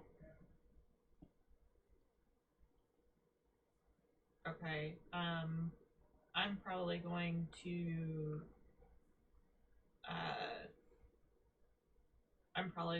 ready a spell and go outside to check on Jinku and see if I can spot the kids. Okay. So, Mix and Zara, as you two opened the front door of Troll Skull Manor, you see in the alley of Troll Skull, again, your ears are kind of met with these kind of anguished screams of people, and there's this kind of thick cloud of acrid smoke that kind of billows. Like you open the front doors, and this kind of cloud of smoke kind of billows in from off the street. And you can see, like, stepping out and kind of, trying to wave away the haze and smoke here, you see that the street is seemingly just littered with the bodies of these patrons that have been outside. I'm gonna check to make sure that they're still alive. Okay. Go ahead and roll a medicine. Here's a medicine one, right? Yes. Roll a medicine check for me, Sarah. Roll a medicine check for me, Moog. Oh yeah, that's right. I got to do that for you because you don't have hands right now. Let me roll that here. Okay. So Zara, you kind of quickly rush out among the crowd here, and you see these various water Davians that have been out here kind of carousing in the street, and most of them seem to be quite dead. There's a few here and there that still seem to be alive in quite great pain, very badly burned. But it seems like kind of the center of this alleyway seems to be the epicenter of where this blast occurred. Okay. And you see the pretty charred remains kind of right around the center there of some small figure that looks to be maybe a couple feet tall. And then you also see some what appears to be like an elderly female human, a couple of male humans that appear to, at least from the remnants you can see looking over them, appear to have been wearing some kind of cloaks and maybe some leather armor. You see two other female humans and a male half elf in kind of general usual watered avian clothes. The short figure that you notice seems to be, at least from what you can make out from the remains, because it's not pretty. Seems to have been a gnome, would be your guess. And then you also find two female halflings and two male halflings. And like these were all in this group that was kind of right around the center of the alley, and they all seem to have been pretty instantaneously killed by this blast. As you kind of go around the edge, making your way out from the epicenter of the blast, you find some other people that are fairly badly hurt, like Horace, who is sitting over on the bench nearby. You see him, like you find him kind of on his side on the bench, and you kind of go over to assist him here and help him sit up. And it seems like the whole like left side of his body is very badly burnt, and he seems to have lost his hand on that side. Has been blown off, and he's kind of wailing in agony, but like it's somewhat muted from the amount of alcohol that he'd had, so at least that's some sort of a blessing in disguise. But the pain is quite great, and he doesn't look too good. Looking So around, am I like completely knocked out, or am I just disoriented? at this point you are disoriented, so like you got kind of knocked against the wall of Troll Skull by this blast and burned a bit, not too severely since you were a good distance away from the epicenter of this blast, but like your ears are kind of ringing. You kind of got like the a bit of haziness in your eyes as you get back up, and you're kind of trying to clear your head. What are you doing at this point, Jinku? I mean, you're trying to shake yourself off. Trying to kind of come back from it. I'm just frantically screaming for the kids and looking for them. Okay. Oh, go ahead, Mix. Mix is going to be following right behind Zyara, and every person that is dead, he's going to cast Spare the Dying, trying to save as many people as he can. Okay. On the ones that are around the epicenter, like you try casting Spare the Dying on these people, but like they are gone. The amount of damage they seem to have sustained from this blast was too great for them to come back. But you are able to at least help Zyara ministering to some of these people that were more around the radius, at least like Horace, for example, at least is one that you know. But there are some other water Davians around in kind of various states of, pain and delirium from this, that could probably use some assistance. Mix is going to go to the most seriously injured, screaming for the city guard. Okay. And he is going to use every spell in his book. Like everything he has, he's going to exhaust himself trying to stabilize and help as many people as possible. Okay. Yeah, I mean, and you're definitely not the only one screaming for the guard.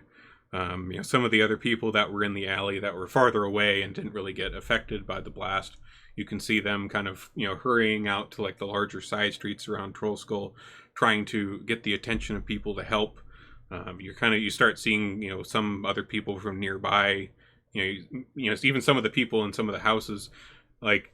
And looking around the alley and kind of surveying the damage, it doesn't look like the buildings seem fine. Like nothing caught on fire that you can see. So the businesses and the homes that are here seem to be all right. It seems where this blast landed was pretty much square in the middle of like the large kind of central area in the middle of this alley, and pretty much just blasted the kind of walking area in the middle of this alleyway. So thankfully there isn't really much in the way of property damage besides maybe a window or two that got blasted out. But the bulk of the damage, of course, is the human toll. It seems. Boo, Torta, what are you guys up to? Probably running outside, starting to try and figure out, what happened and helping people. I don't have any real medical expertise, but I can, try and help people. It seems I guess it seems like some sort of like explosion, like a fire explosion of some kind. Yeah, so you try, as you're kind of going around trying to help people as best you can, all of you are kind of frantic at this sudden disaster that has happened outside your newly opened tavern here. And like you're trying to help these people, but you're also kind of frantically questioning them, like, what did you see? What happened?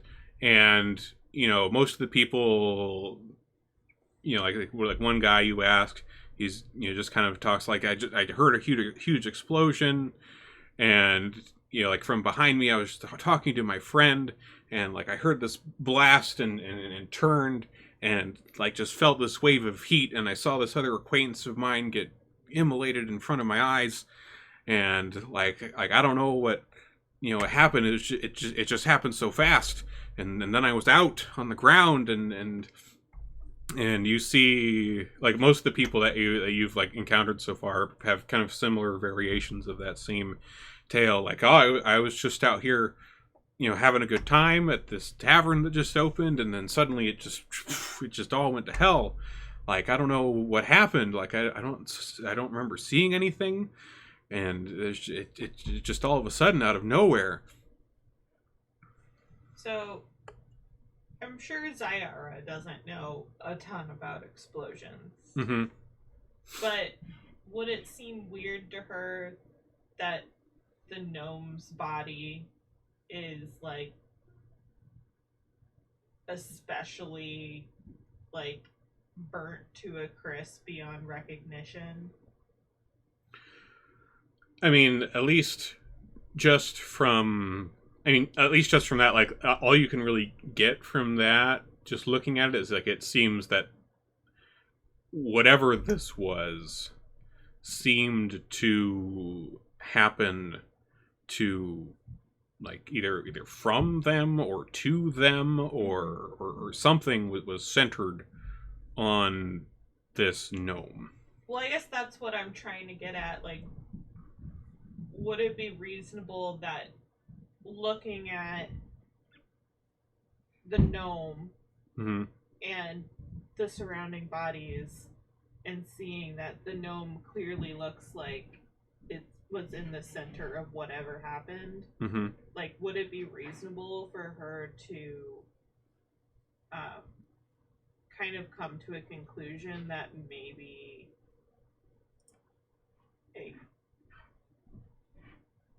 the gnome like had something to do with it? I mean, you aren't particularly well trained in the way of arson forensic science, but that, there might be enough to suspect. yeah, like that's certainly something you would suspect in your mind, because like it seems like something was centered on this gnome. You don't know if it was the gnome or if Yeah. it was something done to the gnome or what, but this gnome is somehow involved somewhere. You just don't know quite in what way.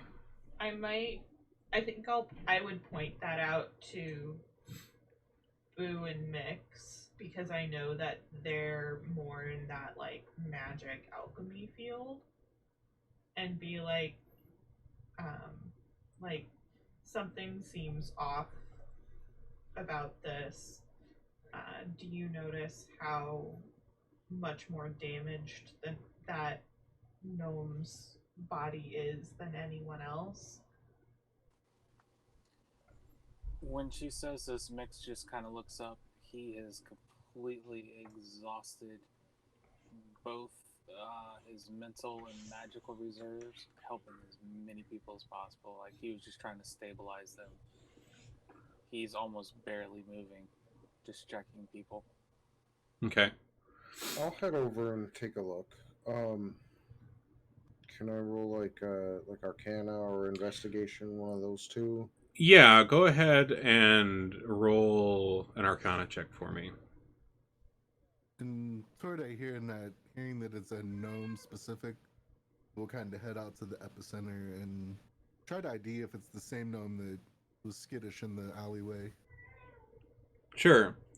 So let's see. Boo, I'm you. doing terrible tonight. Yeah. Wow. Yeah. So Boo, you kind of look over this, and at least from your magic knowledge, it seems that like however it happened to be cast, it seems this was a cast of the fireball spell that had occurred.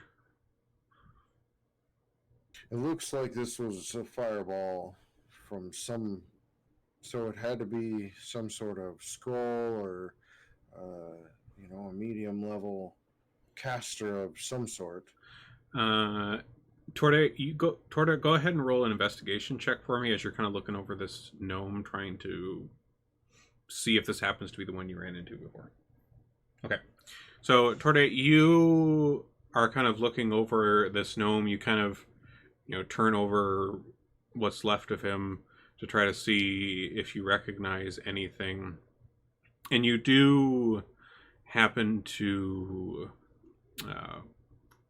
like the way he was blasted, it seems he was mostly kind of like where he got hit from seems to be kind of from the front and above, and then he kind of got blasted down into the ground. And so most of what's left of him that is still discernible is his back. And you do recognize a bag, or at least kind of what remains of kind of a bag or a knapsack, is similar to the one that this gnome that you had encountered on the streets on the way here was wearing. And you also kind of look, like as you're looking at this gnome and kind of, poking through what's there, this kind of grisly sight here, you notice kind of a dull red glint among the cobblestones. And you pick up a small bead. You kind of pick it up out of the ground, and this bead seems to be kind of cracked, and one side of it is broken open. But there's kind of a dull heat that still seems to be kind of dissipating from it a little bit. But you see, you kind of pick this up, and you're kind of holding this in your hand, and it's warm, but it seems like it may have been warmer at some point. Seeing the heat is still emanating, I'll toss it to Boo, as he's the one kind of investigating here, and gonna say, here's your proof of, or point of fire, literally. Okay. And then just quickly mention that I passed this gnome, and he said he was being followed. I didn't catch a name, unfortunately. Can I look at the gnome's body and see if there's any tattoos or anything on it? Sure. Go ahead and roll an investigation check for me. Jesus Christ. Oof. Come on, dude. Hey, It's just not your night. look, Don't feel bad. It's not my night either for rolls. you've all been partying. It's a rough night, in more ways than one.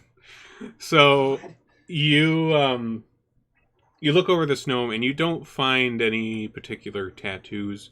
You notice on what remains of his boots, you notice that like the bottom, inch or so of his boots seem to be caked with dried kind of excrement and then that sort of thing.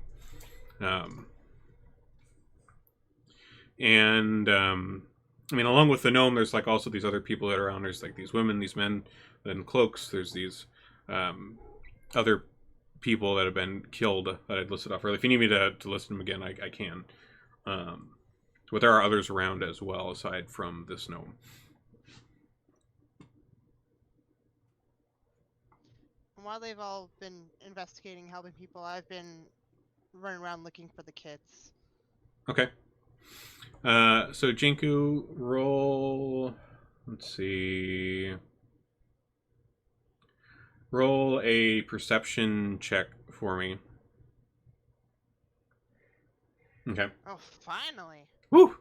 All right, so Jinku, you are kind of going around the edges of the alley here, trying to find what you can, and you find over by kind of Corallin's Crown, kind of near the door of there, you find the urchins over here by the door, and like when you approach them, like you recognize them from behind, you see Squiddly and Nat.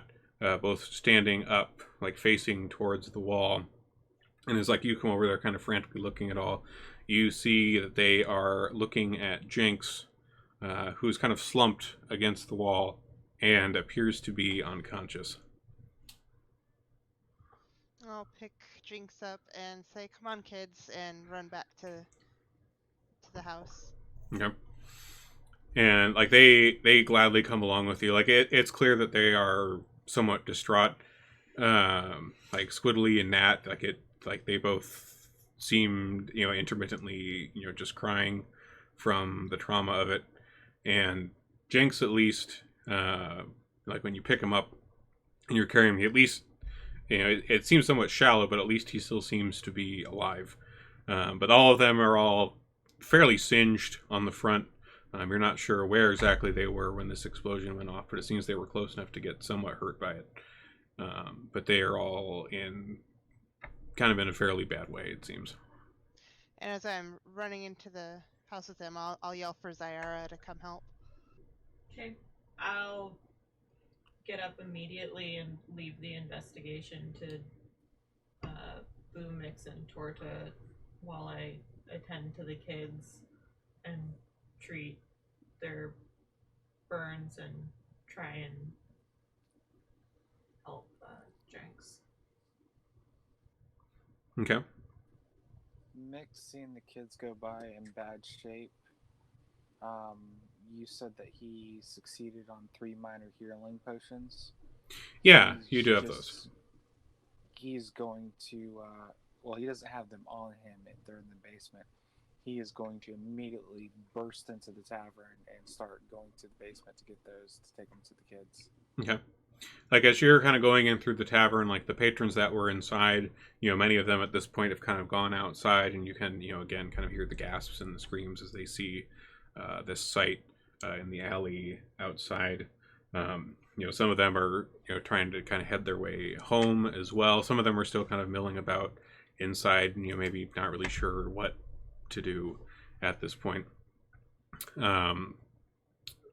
So yeah, you go ahead and you go inside. You get those potions out of the basement, and bring those back up and start administering those as you see fit. Boo, are you doing anything else out here? Like you've found this little bead. Are you looking around at all, checking any of these other people? Yeah, I think I would kind of be hyper focused on trying to look for anything that stands out. Maybe I'm pestering people or just kind of looking around to figure out. Like I don't think I would really care about helping people. I would be more trying to figure out what the hell's going on. Okay. And focused on trying to figure out who did it. Okay. So you're going around trying to ask people, and at one point you kind of make your way over to Horace, who's sitting over on the bench, and kind of still in a daze, kind of looking at where his hand once was on his left arm. He seems to be kind of still in shock a bit, and you come up to him, trying to find some more information. And obviously, he'd been drinking a bit, but he he kind of looks at you, and after a moment, kind of says, "Well, I remember just before it happened, I saw someone or something up on one of the roofs, and it threw something. It threw something down into the alley, and then it blew up. Interesting. I can't say that I didn't really get a good look at the person up on the roof there, and it's late in the evening as it is, but his shape didn't seem quite right. He seemed a little spindly, almost, I guess would be a way to put it. I can't really tell you more than that, I'm afraid, my friend. I appreciate what information you were able to provide. Do you remember which roof it was? And he kind of thinks for a moment and says, I believe it was the roof of the building next to Fala's place. He was up there on the top near the chimney. I kind of saw his outline in the moonlight. He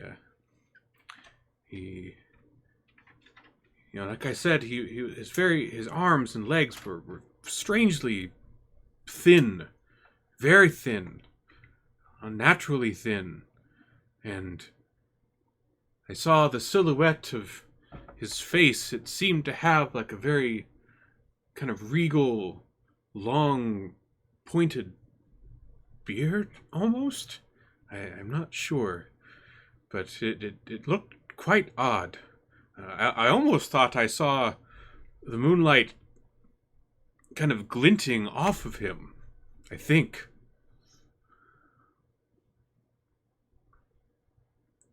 Interesting.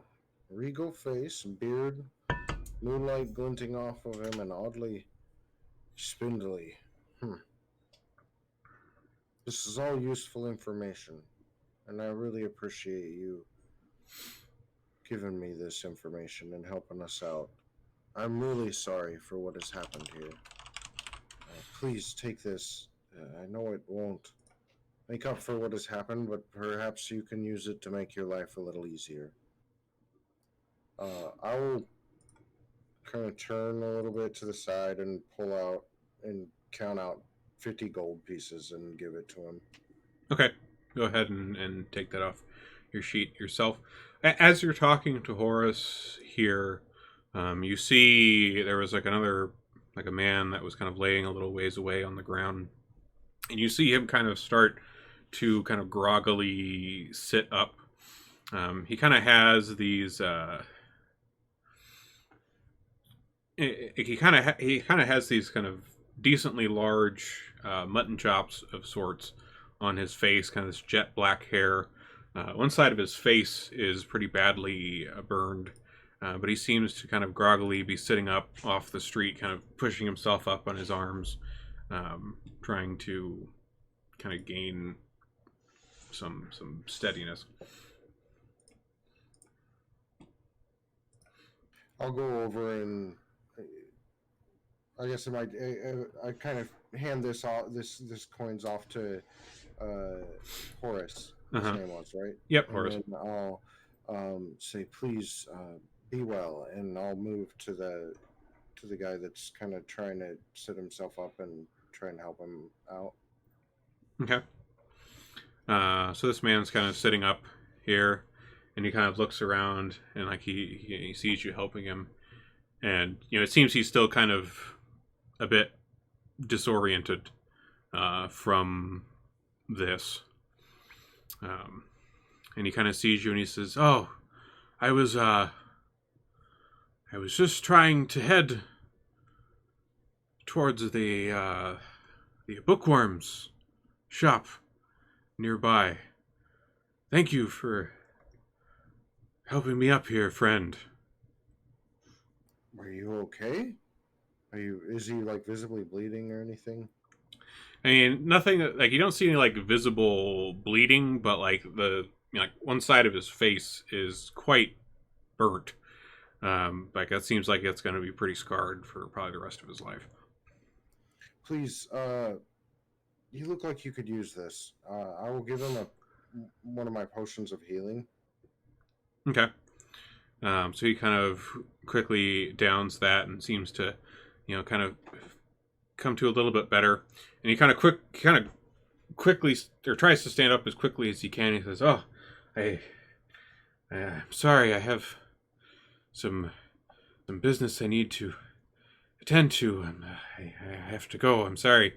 I don't know how much it might help, but I could have sworn I saw a mechanical angel of death moving among the bodies after the explosion. I thought it was going to come to me next. And then I passed out.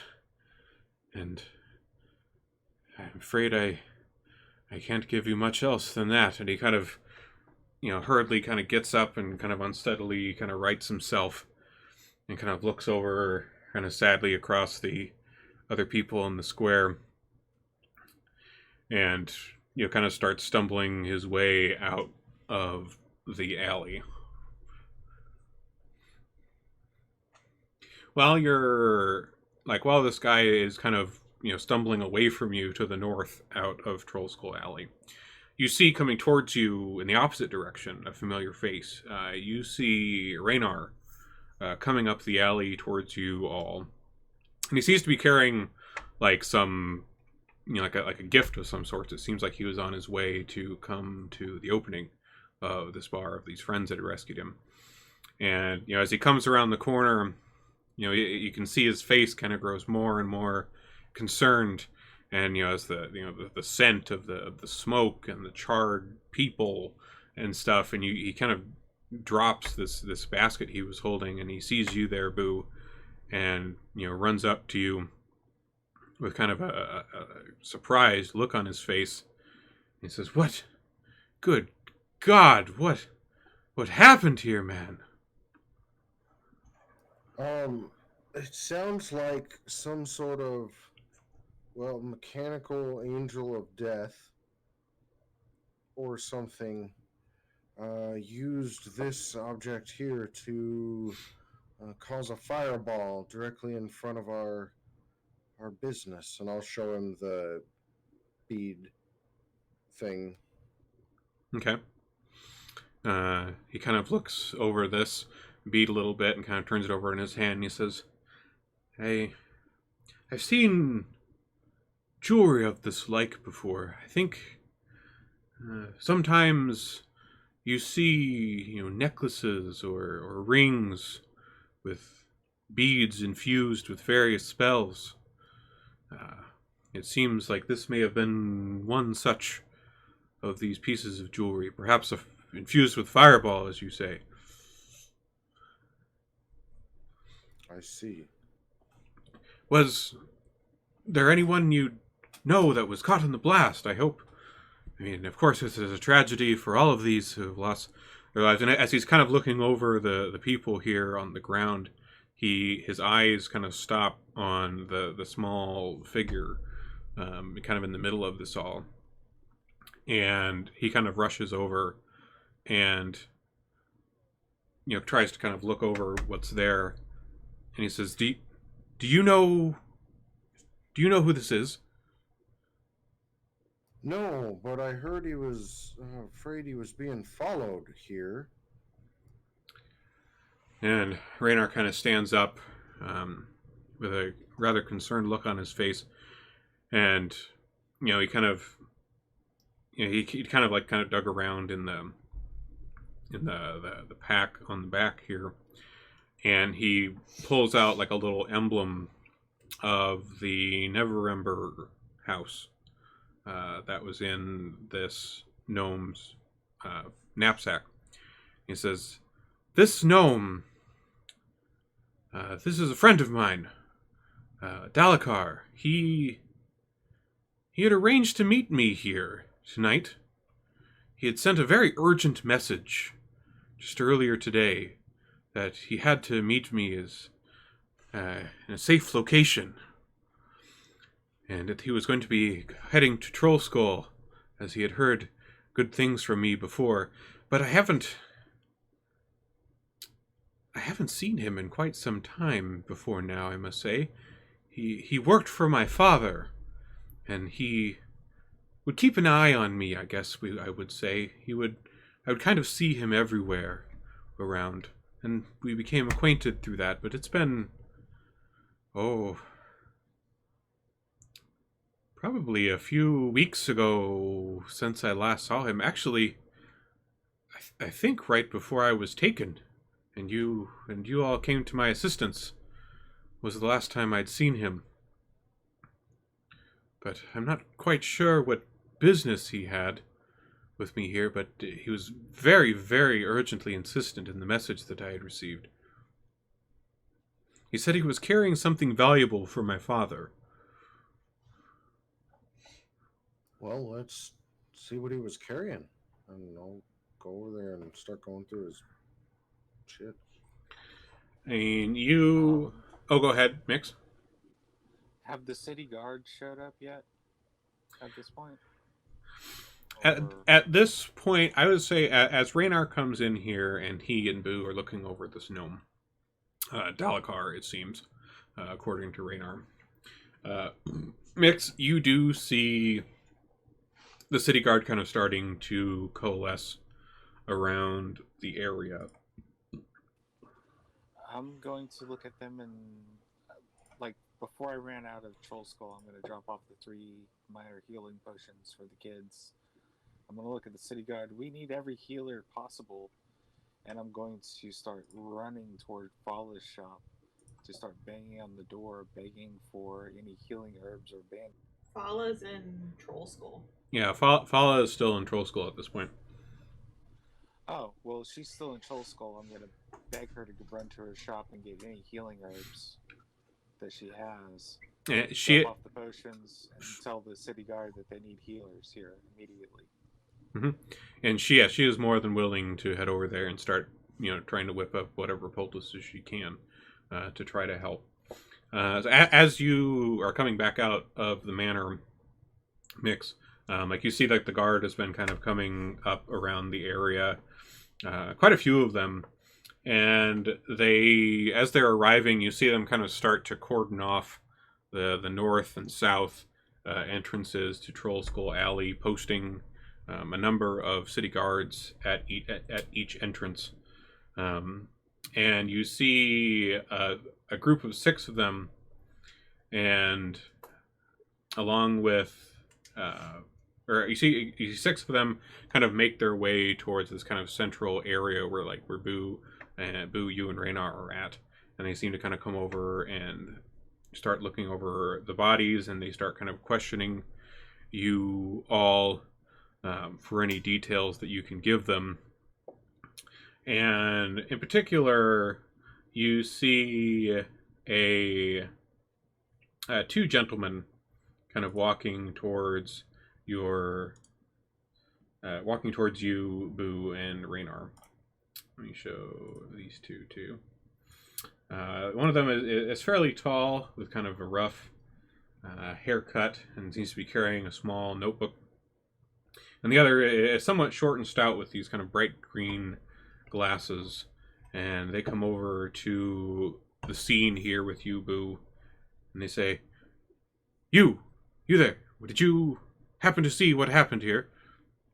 I am, and this is the shorter man in purple who's introducing himself. I'm Barnabas Blastwind from the City Watch. I'm here to take over this investigation of this crime scene. Tell me everything you know. Can I roll insight and see what kind of a feeling this guy gives me? Sure.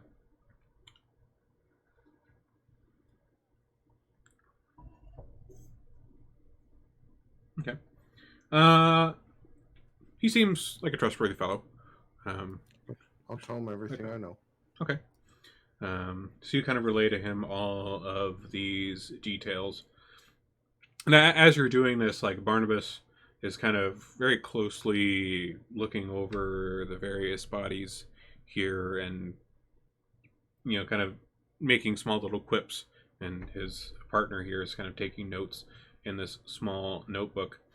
You do notice he kind of, he like looks over this gnome here, and he looks over these men nearby, and you see him kind of point at some of these corpses that have like the cloaks, and his partner kind of reaches down and seems to kind of mess with the tear at some of like the sleeves of these, and two of these men that were in cloaks with the leather armor, they both have a tattoo of the black snake on their left shoulders.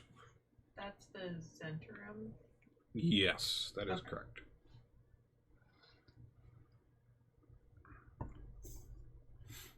And as they continue kind of looking a little more around the crime scene here, they he turns to you, like you see him kind of bend down and like pick something up off the ground, and he kind of turns back to you, Boo, and he says, "You said you had found a spent bead of fireball, is that correct?" Yeah. And you see him kind of quickly flick this, looks to be like a necklace of sorts, up into his hand. He says, "I believe I have found the source of this bead." And he kind of holds out this necklace here, and it seems to have these kind of inlaid spots where beads would have been, and they're all empty, but it seems like this is fairly charred. But it seems like this is where the bead was pulled from when this was thrown down into the alleyway. Interesting. It seems you have. He has a tattoo. He has one of the tattoos, right? You said Barnabas doesn't, but Oh, this is the two dead men with cloaks and leather armor on that were among the corpses on the ground. okay. For two- some reason, I'm kind of tired. So for some reason, I was thinking you were describing like so his guards had those, and I was like, man, No. I fucking have to kill these guys now. Nope. Oh. No. Two of the corpses that were near the gnome had those black serpent tattoos on their left shoulders. So we've had some problems with folks like these before, Barnabas. Oh, pray tell. You see, they kidnapped one of our children, and now I'm going to be forced to murder all of them.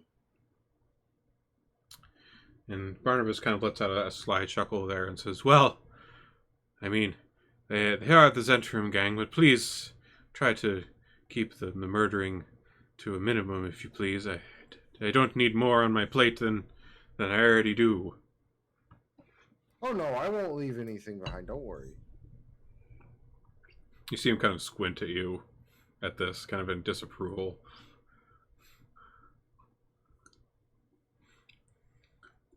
Anyway, yes, they kidnapped one of our children, and were, as by all intents and purposes, from all evidence that we found, we're preparing to torture them.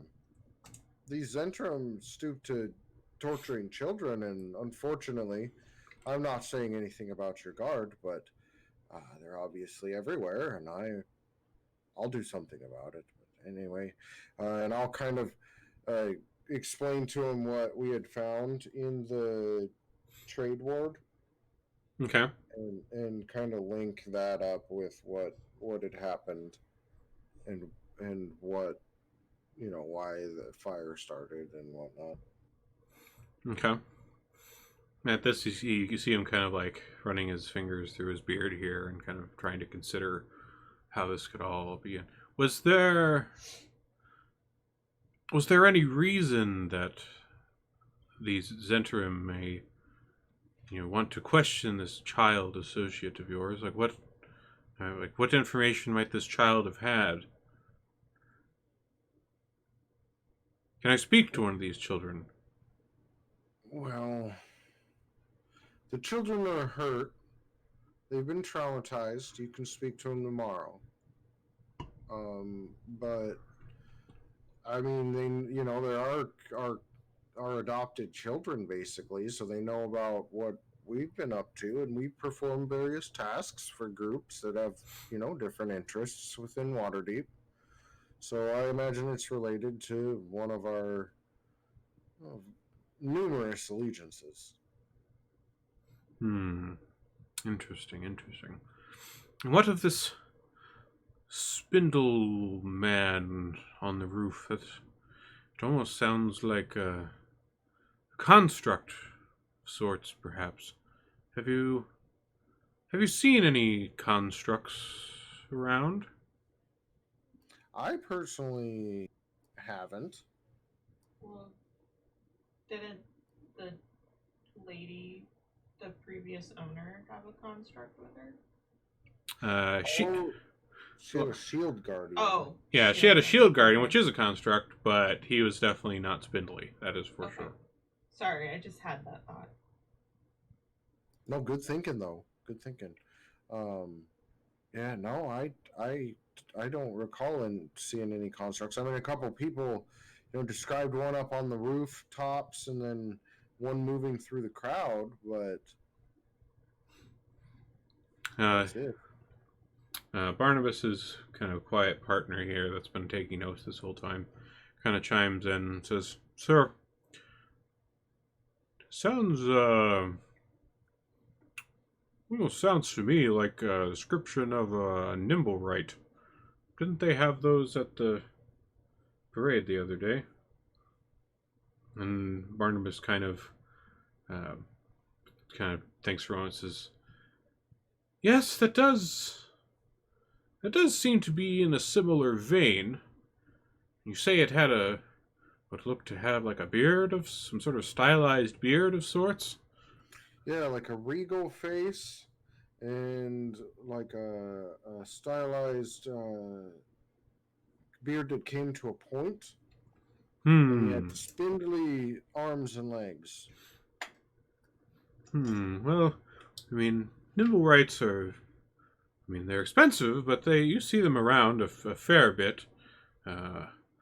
They are often employed as mechanical servants of various types.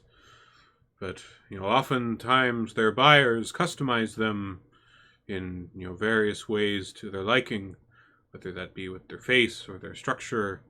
I mean, they're, as mechanical constructed beings, they're, to a skilled workman, they can usually, make any look that you desire with one of these such creatures. I mean, and I guess, you had mentioned there was a kind of a glint in the moonlight, which makes sense as well. Typically they're kind of burnished copper and wood, and of course all the machinery and, perhaps runes as well that keep them running. That seems to check out. I'll have to look into this. Tell me where might one buy these? Well, common place that we see, I mean, in terms of mechanical wonders in general, the Temple of the House of Gond is, of course, a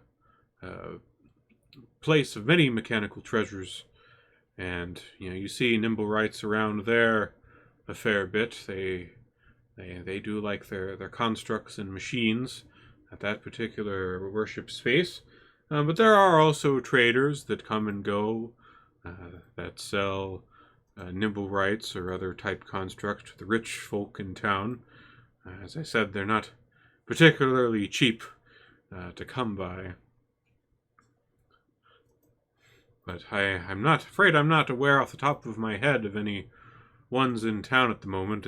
I'm afraid it's not a trade that I really usually take much interest in, but yeah, I certainly will be taking a look into it, given the circumstances, that's for sure. So will I. I'll have to speak with these fellows at the Temple of the House of Gond. Well, that's all well and good, of course, but I mean, the watch is here now. Let us do our job. We will take care of the investigation. I appreciate your enthusiasm, of course. I mean, this took place right outside your place of business, and I am sorry to say that this happened, and of course for the loss of life. But trust that the guard will do its job, and we will get to the bottom of this matter. Please try not to take things into your own hands. Does Mix hear this? Yeah, Mix, I'd say like any of you that are kind of around in this area, you could probably hear this conversation going on if you're outside in the alley. Have the healers showed up yet? I mean, the city guard among them, they do have some healers with them that have attended to the ones that are still alive. It seems that like during the course of the conversation with Boo, like there had been some of these City Watch healers that had come over towards Barnabas here, but he didn't. He had them kind of step back from like the central area. It seems he wanted to do some more investigating of the corpses here in the center of the area before they were taken away to one of the temples to be interred. But aside from those corpses that are in the middle of the street, most of the others that were hurt and are still alive, the medics from the City Watch have been coming and trying to do what they can to ease the pain and get people to more serious medical assistance if needed. And of course, there's still quite a few people.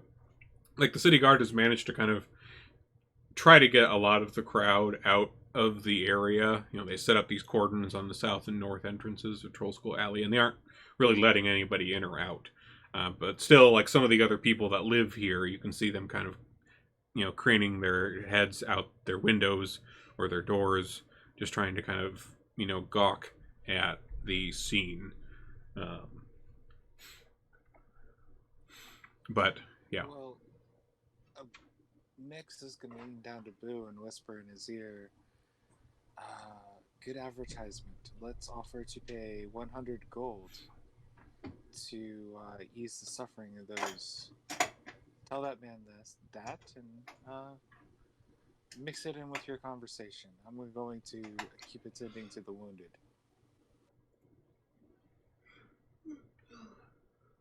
I'll tell him. I'll relay the information that Mix is offering a personal reward or a personal compensation of 100 gold for people that got hurt. And Barnabas kind of nods in response to this and says, well, that is certainly a generous contribution. And at least from what I heard, this was your opening night here, was it not? Yes, unfortunately. My, what a sorry state for it to begin in. I guess it can only get better from here, one would hope. Yeah. No shit, buddy. And I'll kind of keep glancing at his hand a little bit, or his stump. His stump? I thought this was the guy that lost a hand. No, that's Horace. Oh, sorry. That's Talzavar's brother-in-law. Yeah. Okay. And I'll just say, yeah, no shit. I don't even know what to say, to be honest. I'm kind of speechless right now. That somebody would do this, and it looks to me almost like maybe the Zentrum are involved at least somewhat right now. I don't know if this is retaliation for what we did or whatnot. Well, I think with, it can only get better from here, given that it's about 11. It's probably a good place to call it for tonight with what has happened. So, hopefully it will get better from here. We'll have to see how that goes. And we will call that good. Cool. Good session. Yeah.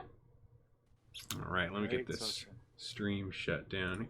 Actually, let me double check because I keep forgetting. Is anybody else streaming right now that I can read? I always forget to check. Let's see here.